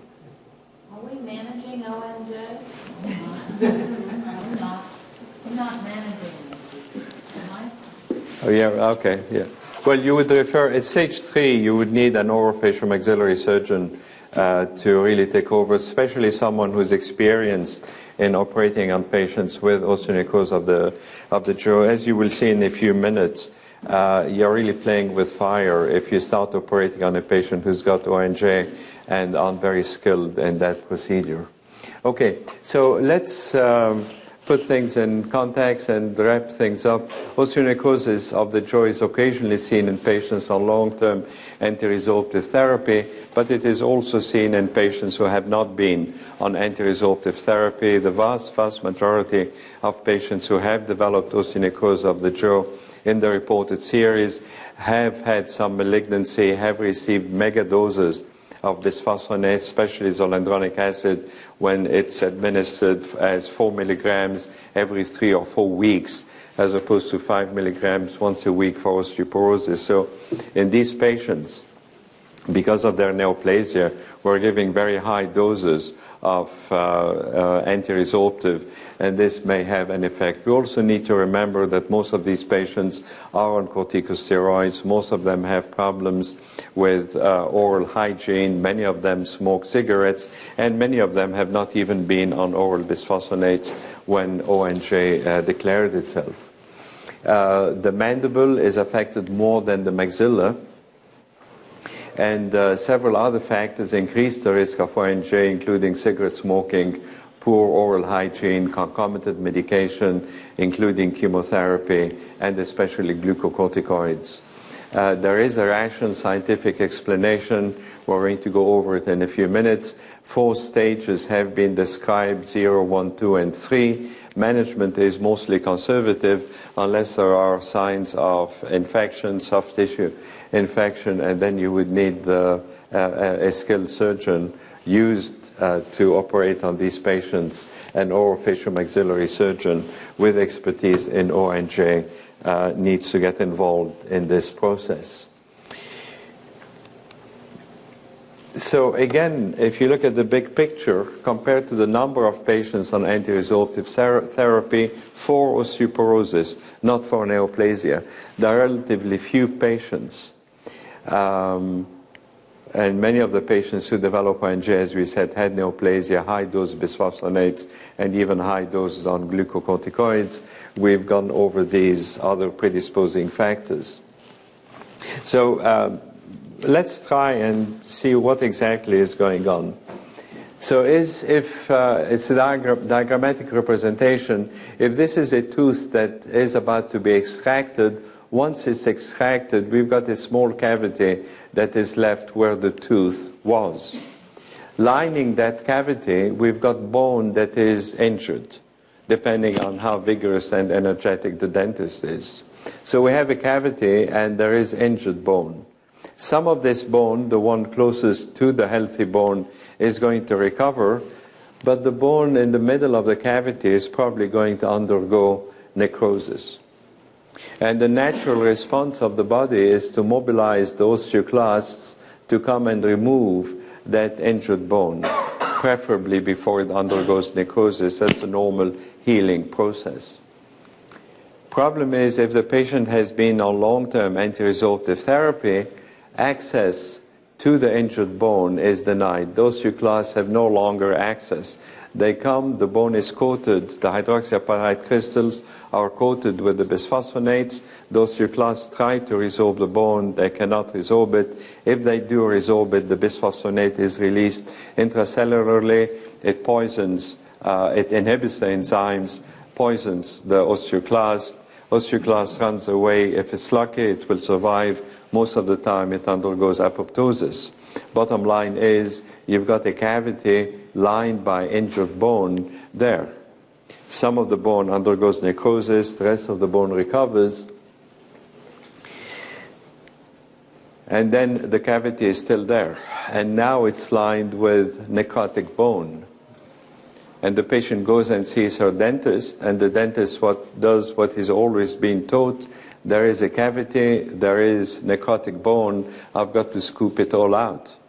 So the dentist now scoops this bone up. We've got a larger cavity lined by injured bone. The osteoclasts are mobilized, they come, they try to remove that bone, but access is denied, they cannot touch it. So they run away and they say, we're not going to get involved in this mess. Some of the injured bone recovers, the rest doesn't recover. Patient goes back to the dentist, and this keeps on going on and on and on. And every time the patient sees the dentist, the cavity gets bigger and bigger and bigger, and no healing occurs. And this is what is causing osteonecrosis of the jaw. So again, there is a rational explanation for it. However, unlike atypical femoral shaft fractures, here we have many other extraneous factors interfering, especially high doses of anti-resorptive therapy, cigarette smoking, poor oral hygiene, corticosteroid therapy, all of these contribute to osteonecrosis of the jaw. Most of us would stop the bisphosphonate, although the effect is really very questionable, especially if the patient has been on a bisphosphonate that is tightly bound to the hydroxyapatite crystals. And don't forget, this lady has been on it for quite some time. Ensure that there is no vitamin D deficiency. In fact, you need to reevaluate your patients. Make sure dental hygiene is scrupulously observed. So the patient needs to brush her teeth after each time she feeds herself. She's got to stop smoking. The assay of bone markers, I put 3 question marks there. Dentists do it frequently. You've just heard from Sandy. It doesn't really help you at the end of the day. But still, most dentists do it, and most dentists would not touch a patient without knowing what the bone markers are. It's very important to try and discuss the case with the dentist. I say try because most of the time I'm not able to establish a meaningful discussion with the dentist. There are some of them who are very good and would listen and would collaborate, but often you cannot establish. But if an invasive procedure is required, it's very important that an experienced orofacial-maxillary surgeon gets involved as opposed to the dentist who hasn't seen many of these cases. The stages, osteonecrosis of the jaw, there must be exposed bone for at least 8 weeks. If the bone is asymptomatic, not infected, is stage 1. Stage 2, there is an infection. Stage 3, there is soft tissue infection. And we said stage 0, it is just pain in the gums in a patient on anti-resorptive therapy, and there may be some radiological features of the bone. Again, very much like atypical femoral shaft fracture, there are relatively few cases. Most of the cases occur in patients with neoplasia, high doses, bisphosphonates or glucocorticoids, and there are quite a few underlying predisposing factors. Any questions on anything we said so far? Yes, ma'am. When you say consult with an experienced surgeon or dentist, this is kind of a two-part question. Does that mean that there actually are some techniques that are less likely to cause this? And is there any research into prevention?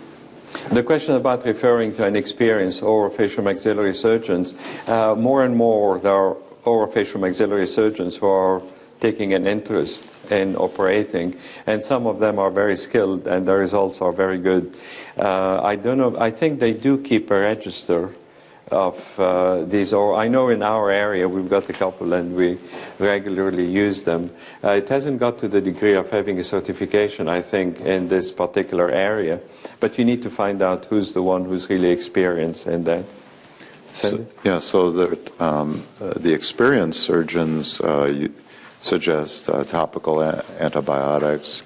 They not infrequently use systemic antibiotics when there's infection. Surgery, in the past it's been don't touch anything, but when there's sequestrum and fragmentation of bone, it is not uncommon that they will go in and resect all dead bone, but they then place a flap over the entire area so there's no exposure to additional infection, keep the patients on antibiotics, and attempt to have all the necrotic bone removed, as I mentioned, so they would hopefully heal. So there is a new format to be more aggressive early on to prevent the progression of the disease in a surgical way. So that's the state of oral surgery, meaning more aggressive techniques to stop the progression. And I think you'd really want someone that is experienced in this. Okay, there's also data to show that denosumab may have a greater likelihood of developing this, especially in the patients, the oncology patients. The risk is maybe 0.01% versus 0.07%, depending upon the oncology patients that are receiving these agents IV or sub-Q every 3 to 4 weeks for their cancer, versus much less often in the osteoporotic patients in which they receive it once a year every 6 months. So that's an important distinction to be made in the occurrence of these diseases that we should be aware of. Did I answer your question? Yeah, the only other part was whether there was any kind of research. Yes. To look at, Their oral surgeons are looking at different implants, growth implants. We, meaning the bone group that works with our oral surgery colleagues, sometimes use teriparatide, and there's some data to show teriparatide may influence healing as well in select individuals. So, I mean, we're trying to do the best we can with every agent we have and working with our oral surgery colleagues to attenuate this risk before it really progresses. And I think that's what Ron is saying.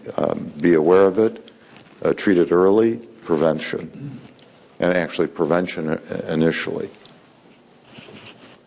Yes, sir. Are there any incidence numbers in patients that have ONJ that are not taking chemotherapy or oncology patients, as far as frequency of occurrence? A question about patients with ONJ who are not on chemotherapy. Numbers, again, are very all over the place. I don't think there is a good repository of these patients. You can look up the PROBE study, P-R-O-B-E, which was the Kaiser Southern California study looking at all their patients and determining what percentage actually developed ONJ on bisphosphonates. And it wasn't a small number. So it's much greater than one would think in the osteoporosis population. This was conducted with the FDA in regard to evaluating patients with osteoporosis. So it's the PROBE study. You've been at Miami. Did you ever meet Dr. what's his name? Is it okay to name it on film? Dr. Marks is the chair of oral maxillary surgery at Miami. And yes, I've met him, and he was in the audience of some of our seminars, including when a colleague of ours, Dr. Mike Lewicki, gave a lecture on ONJ potential risks and had appropriate questions as well. So, I mean, basically he has his philosophy and we have our philosophy.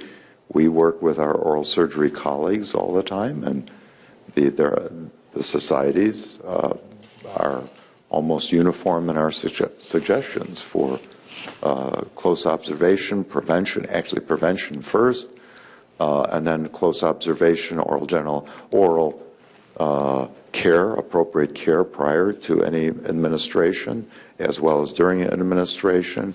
As Ron said, discontinuation of cigarette smoking, all these things, and then observation and make sure that if anything is happening, including jaw pain without any other symptoms, whether this could be even before stage 0 or stage 0, you want to do appropriate imaging to document if this is really early ONJ, which can be difficult to perform.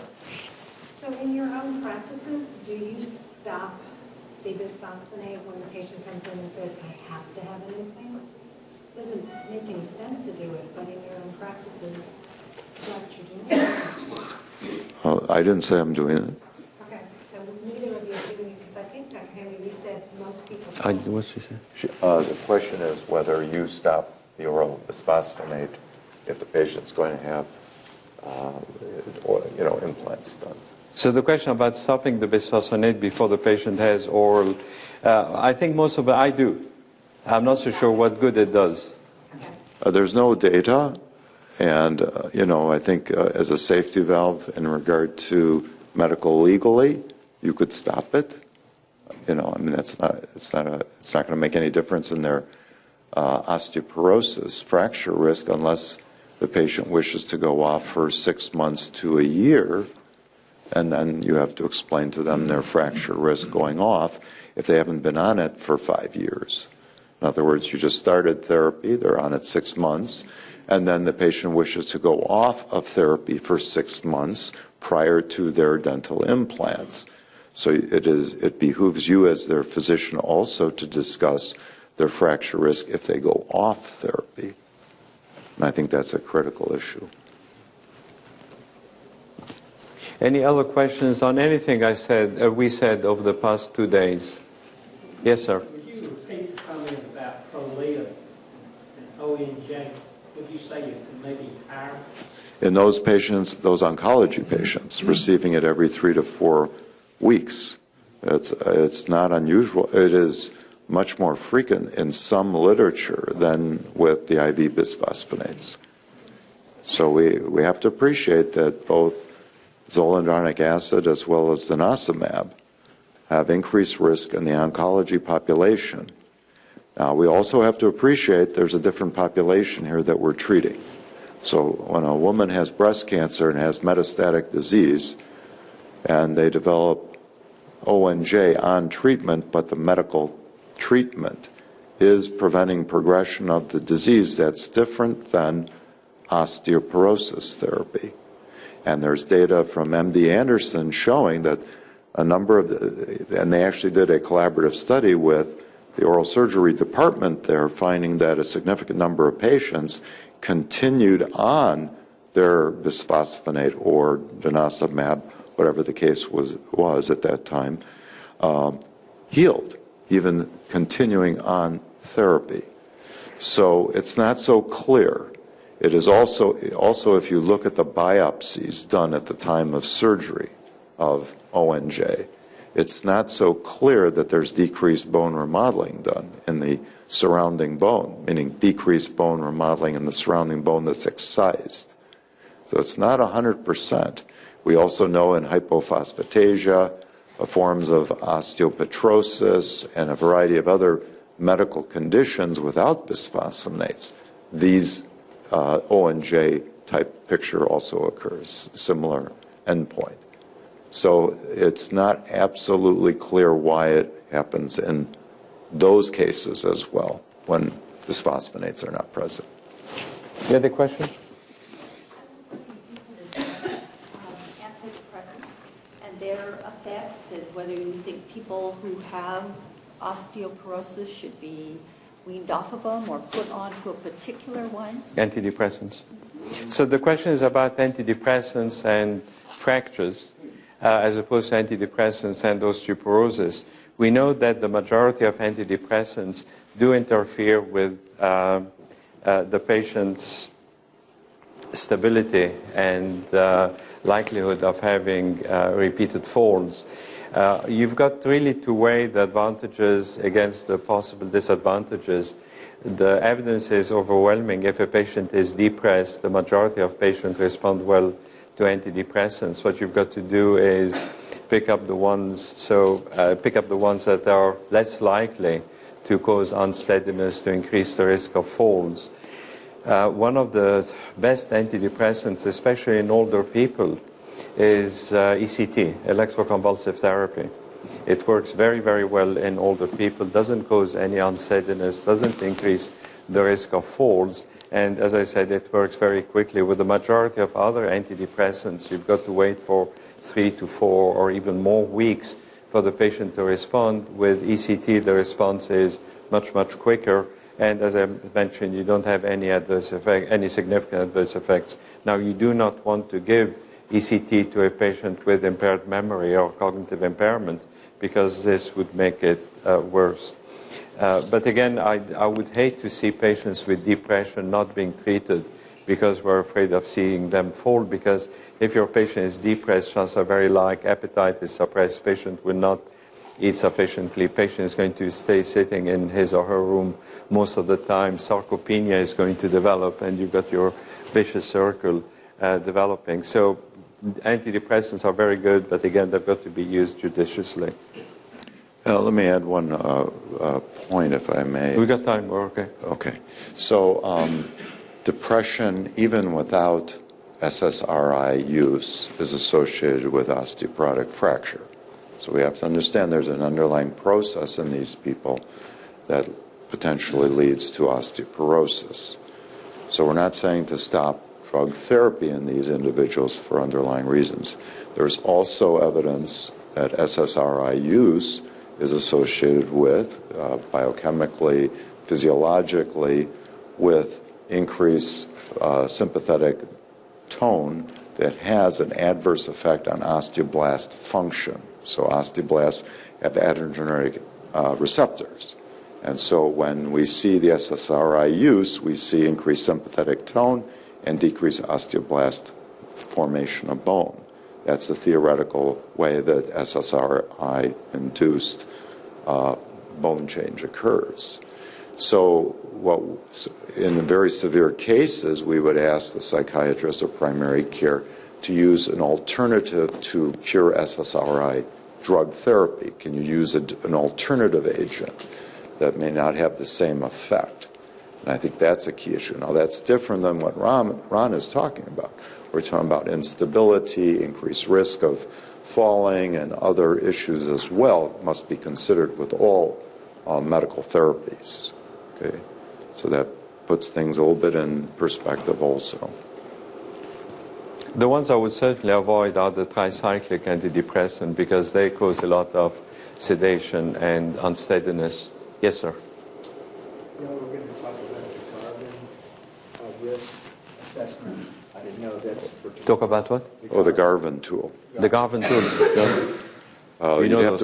You'd have to bring it up online here. Okay. So, the main advantage of the Garvin is that it does take into account the fall risk and how many falls the patient had over the past 6 months before. Yeah, it's a year, and then they say how many falls, 1 fall, 2 fall, more than that falls. And then they also utilize not just forefracture, major osteoporosis fracture. So major osteoporosis fracture and FRAX are 4 sites. So we talked a little bit about that. So it's the humerus, it's your distal radius, it is your femur and spine. But Garvin uses all fractures, all osteoporotic fractures. And so that's different. So if we had time, we could go online and compare a similar patient, which we have done, and you will characteristically see Garvin 10-year fracture, 5-year or 10-year fracture risk being much higher than FRAX. Not only because of falls, because it's a different calculator. It's not the same calculator. And it's a single population, meaning it's Australians, Caucasian Australians, versus other calculators that are using FRAX in different populations. So in the U.S., all of us appreciate that you're not only have the potential for Caucasians, you have the potential for African Americans, blacks, and you have Asian, and you have Hispanic populations. So that it depends upon which population you use, and that's dependent upon the patient's selection of their ethnicity or race. The important thing is to get familiar with one of these assessment tools and use it, being fully aware of what the limitations are. One of the major limitations of the FRAX is it doesn't take into account the risk of falling. Doesn't take into account whether or not the patient has, say, orthostatic hypotension, but then neither does the Garvin look at orthostatic hypotension. So essentially, you've got to develop your own and use these as guidelines. Mandy, did you want to say something? I have a webcast question. Okay. This is in reference to patients with poor dental hygiene with no entrance access to dentistry. It's frequent in her area, and she wants to know, do we wait for dental care before treating their osteo? How do you decide when to take a chance, or if you do? Well, I think that, that's a good question. I mean, if the patient has a 50% risk of fracture in the next 10 years, they're at very high, hip fracture, they're at very high risk. Then you'd have to determine how long is it going to take for them to obtain dental care. So if the patient will receive dental care in a year, hopefully if they receive insurance, that's going to be too long. They're going to have to potentially receive their medical therapy because of a 50% risk of having a hip fracture in 10 years versus seeking, hopefully, dental care in a year or so. So it depends. If dental care could be secured within a couple of weeks, then you wait and have appropriate care. Usually if a patient has such severe dental hygiene, it's going to take more than one visit to the oral surgeon or dentist to correct that initial problem. Okay? Just one other item on FRAX. and that is to recall that there are dichotomous risk factors. So when we look at the clinical risk factors for FRAX, like alcohol, smoking, glucocorticoids, a previous fracture, parental history of fracture, it's either that yes or no, okay? So, for example, if your parent had a spine fracture, that wouldn't be listed in FRAX. If your parent had a pelvic fracture, that wouldn't be listed in FRAX, but still your parent has increased risk of fracture, okay? If you have had multiple fractures, that's different than if you had a single fracture. That's not included in FRAX, okay? If you're on 60 to 80 milligrams of prednisone, as we talked about earlier with glucocorticoid-induced osteoporosis, that's not included in FRAX without adjustments. If you have osteoporosis with a T-score of -4 at the lumbar spine, and you have osteopenia at the proximal femur that's included in FRAX, your major osteoporosis fracture risk is not going to be accurate in FRAX. There are some adjustments for that. What I'm trying to say is that there are major caveats of FRAX that we have to be aware of, that you have to include in your gestalt, the overall feeling of or assessment of fracture risk in your patient, that must be included when you decide with the patient what their future fracture risk is.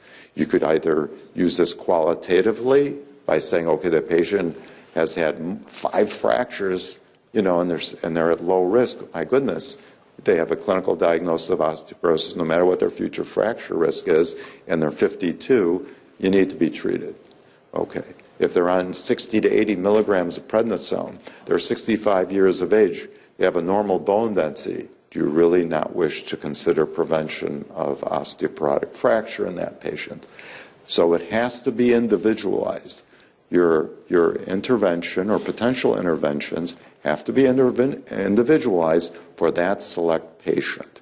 So we use FRAX as a guide, just like we use all guidelines as guidance, but not as absolute criteria or as pop-down menus to say, oh yes, we have to treat that patient at this moment because of X, Y, and Z. It takes reasoning, it takes gestalt. All the factors have to be put into the boiling stew to come up with the appropriate, answer for that select patient. Does that answer your question? Another thing to bear in mind is that you cannot use the FRAX in patients who are being treated. So you use it only once, which is very frustrating because you have the patients coming and say, well, by how much has my fracture risk been reduced? If you spend time enough to tell the patient you really need to get treatment because your chance of having a hip fracture are so much. And then the patient comes back 2 years later and say, how well have I done? And you show the BMD and there is a small change there. But as far as the patient is concerned, the important thing is by how much are we... We've scared the patient to death. We've told the patient, you really need to take that medication because your fracture risk is high. We've got medication that can reduce the fracture risk by 40%, hip fractures. And now the patient comes back and is anticipating some news, good or bad. And you say, oh, I'm afraid we can't apply the FRAX again. It's a once in a lifetime. You can't use it when you get once in a lifetime is wrong. You cannot use it if the patient is on treatment. But again, as Sandy was saying, it's very important to evaluate the patient and use these various tools, be familiar with them, and evaluate the patient properly.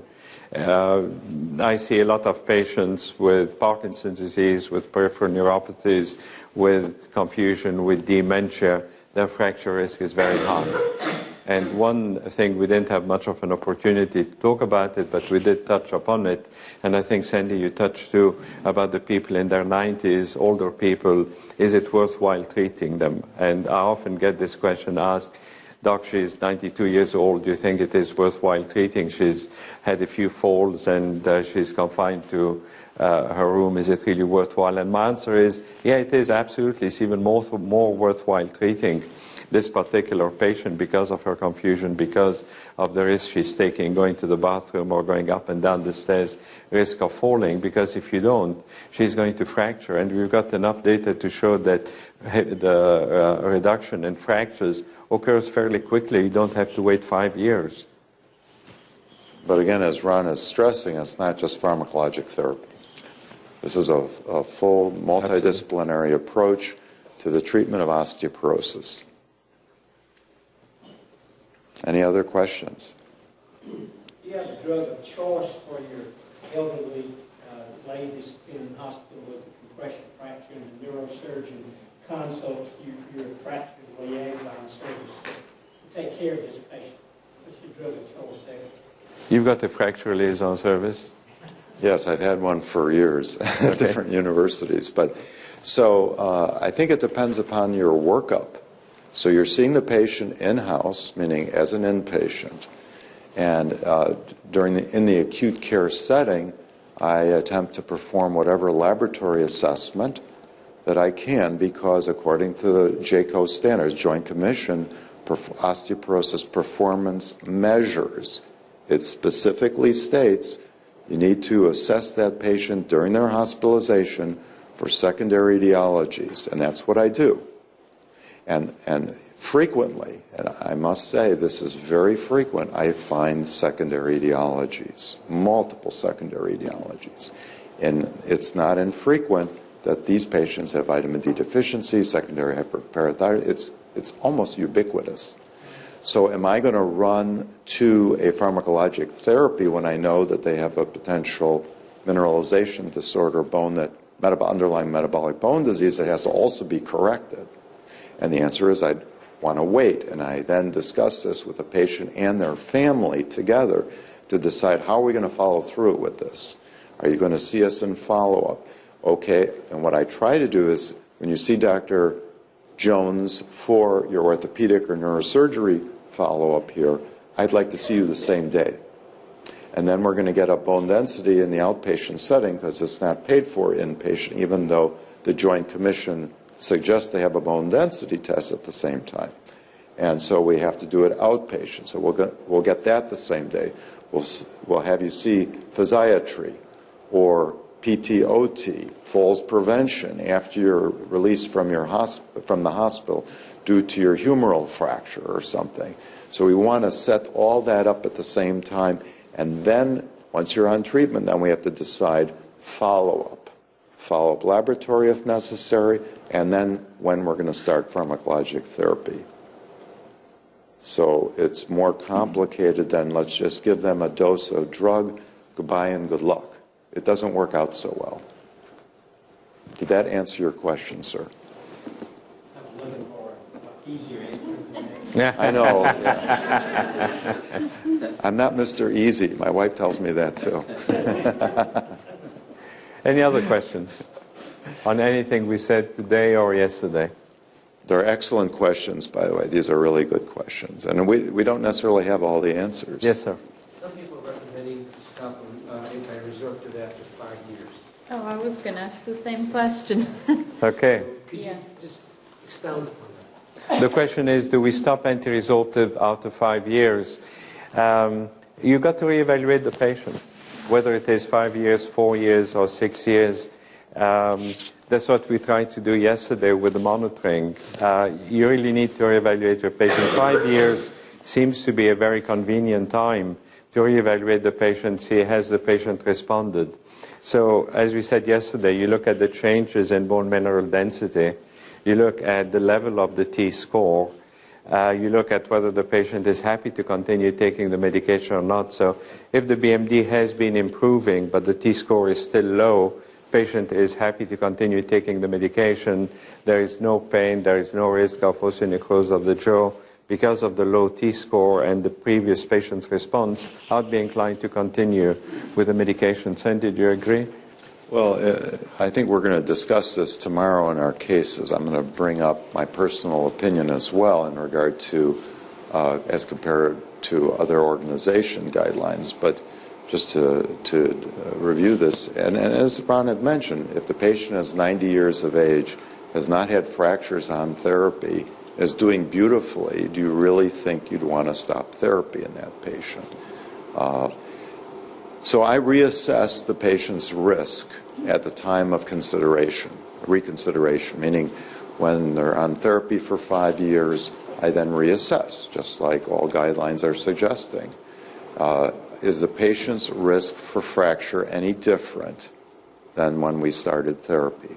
Are there new medical illnesses, diseases, medical therapies that were not apparent prior to that when we started that are now apparent, that increases the patient's risk or continues high risk despite medical therapy? So you have to reassess all this and decide, whether you're going to continue therapy. It's not as easy as we may think. Wasn't there a specific study that said that there's no additional benefit after 5 years of treatment? Well, no, those are the two studies we talked about earlier. So it was the only the long-term studies are the FIT trial, the original Lendronate trial, placebo versus drug treatment, 5-year trial, and then there was the extension of FIT called FLEX. And so those patients on treatment for 5 years were either taken off or continued on alendronate. And then they looked at the end of that trial, 10 years, to determine whether medical therapy was beneficial to those patients. And so, it wasn't so obvious to the FDA. It wasn't so obvious to everyone because it was a subgroup analysis. There were a few patients at the end of the trial versus at the beginning of the trial. And the manufacturer tried to do everything they could to say that it was still beneficial to the patient. But in fact, if the patient had osteoporosis at the onset, it seemed to be beneficial to them.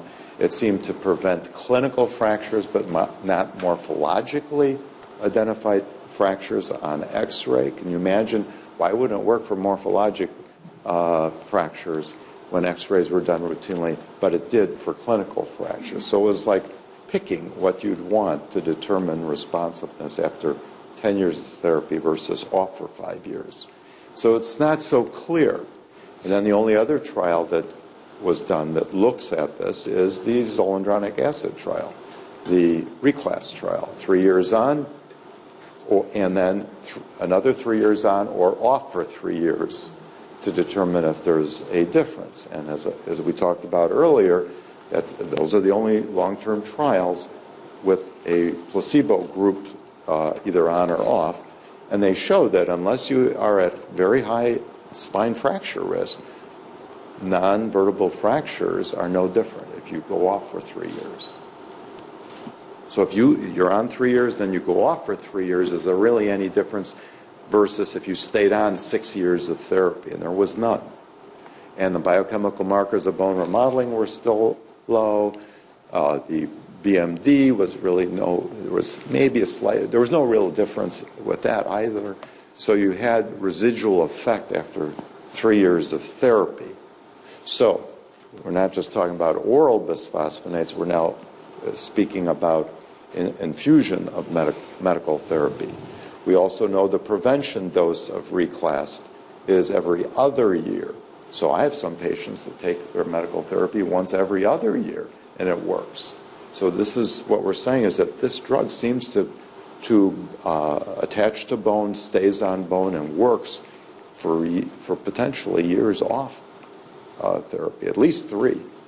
So if you're going to provide patients with different bisphosphonates, then you have to adjust your thinking depending upon the type, mode of therapy, and other factors. So it's a full review of that patient at that time. It's not a quick response. Yes. Go ahead, sir. Does the RECLASS of that 3-year period also decrease the fractures? Yes. It was continued reduction of non-vertebral fractures and vertebral fractures, of course. So there was no increased risk of those other fractures in the 3 years off treatment after receiving it for 3 years. So by that, would you want to treat every 3 years? 3 years on, 3 years off? No one knows. We should have you design a trial. Maybe it's even being done now. I think this is where you really need to evaluate your patient and monitor and follow the patients up. on an individual basis, and you do what you think is best for the patient, bearing in mind all these issues. I was just going to ask, in a world where insurance does not matter, Where is in a that? world where you're just trying to choose the best if you're going to use a bisphosphonate, the best bisphosphonate for an osteoporosis patient that you have already decided you are going to treat with a bisphosphonate, is there any reason to not recommend zoledronic acid as the best option for that patient, like I said, in a world where, insurance coverage is not an issue? My concern I don't know about you, Sandy, my concern about starting zoledronic acid de novo in a patient who has never been exposed to bisphosphonate is a high incidence.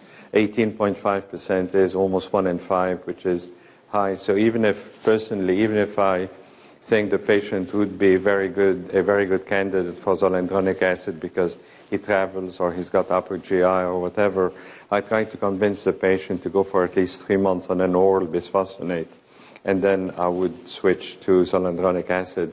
Having said this, I've got quite a few patients. I go through the same motion, say, yeah, zoledronic acid is a very good alternative, but because of all these reasons, I want you to go on the oral bisphosphonate, and they come back 3 months later and they're quite happy to continue taking it.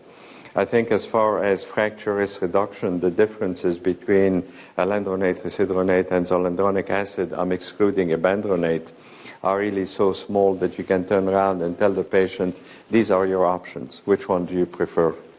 Sandy, what's... Well, I think that it's individualized for the patient. I use oral bisphosphonates as well. I use all the agents. I could certainly see in a patient that has very severe osteoporosis, I'd use teriparatide first. I'd always use teriparatide first, and then go to a anti-resorptive agent. Okay, and that's why I qualified it. When you decided you were going to use a bisphosphonate already. Yeah. These are my two concerns, and I just want to bounce this off of you, because this is what I come up against in my patient population. Number one, I find that compliance with the oral bisphosphonates is poor for various reasons. Either they're taking it incorrectly despite the way I've counseled them to take it. They're either taking it with other meds, or they're taking it with well water, or they're not taking it at least once a month. And so the effectiveness is reduced for that reason. What I like about zoledronic acid is if they come in for their infusion, I know they've been compliant for 12 months. And then two, I'm not sure, and because a lot of patients are also non-compliant with follow-up, saying, I want you to come back in 3 months and then we'll reevaluate and decide what to do going forward. Because they're non-compliant with that as well, I'm having difficulty finding a compelling reason to do the oral for 3 months and then reassess, versus just telling them to take 1,000 milligrams of acetaminophen the morning that they come in, and to continue that every 6 to 8 hours for 24 hours, when I know that will greatly decrease the acute phase reaction. You're absolutely right. It would decrease it. It won't eliminate it. If the patient is unlucky and develops the acute phase reaction, unless you really prime that patient very well, patient will not come back a year later, or would be reluctant to start that therapy a year later. So, I use alendronic acid quite a lot, and I talk to the patient. I usually use it after a course of oral therapy. But the acute phase reaction, I think I was mentioning yesterday, my very first patient was over the Christmas break, and I still have PTSD whenever I think of her. So it's very well ingrained. But you've got to get the patient to take ownership of her bones and say, yeah, I'm concerned. This, I think, of all the options you offered me, this is the best one. Teriparatide is a very good medication, and it builds up quite a lot of bone. But then you need to do something, otherwise a lot of the bones that has been accrued is going to get lost. Sandy, do you agree or you disagree? I always agree with you, Ron. One thing that Dr. Lewicki said, I think 2 years ago, was that the best, in his opinion, the best medicine was the one who could get the patient to take. Absolutely. Absolutely. And I mean, especially when it comes to osteoporosis, where you're expecting the patient to make lifestyle changes, to take medications that can cause severe adverse effects. And I mean, if we start broaching the atypical femoral shaft fracture and ONJ and so on, very few patients are going to comply with it. And this is why you need to establish a rapport with the patient, really get them involved in the management of their condition. Again, not forgetting all the ancillary things, cigarette smoking, adequate calcium, vitamin D intake, maybe reducing the sodium intake. All these are terribly important. One thing I characteristically do is have the family there to discuss the situation with the patient as well in a family conference. And if the patient states an elderly individual living alone, I then also discuss this with the family. Is Mrs. Jones going to take, is your mom going to take this medication? Is there someone that's going to supervise the medical therapy? Your mom has early dementia. Who's going to supervise this? How are we going to deal with this? Because we know that it is likely that she won't take the medical therapy correctly. She may not take it at all. She may drop on the floor, whatever. So we go through this. It's a negotiation, as I mentioned earlier. It takes a lot of time. It's not like this 10-minute deal that everyone pushes patients through today.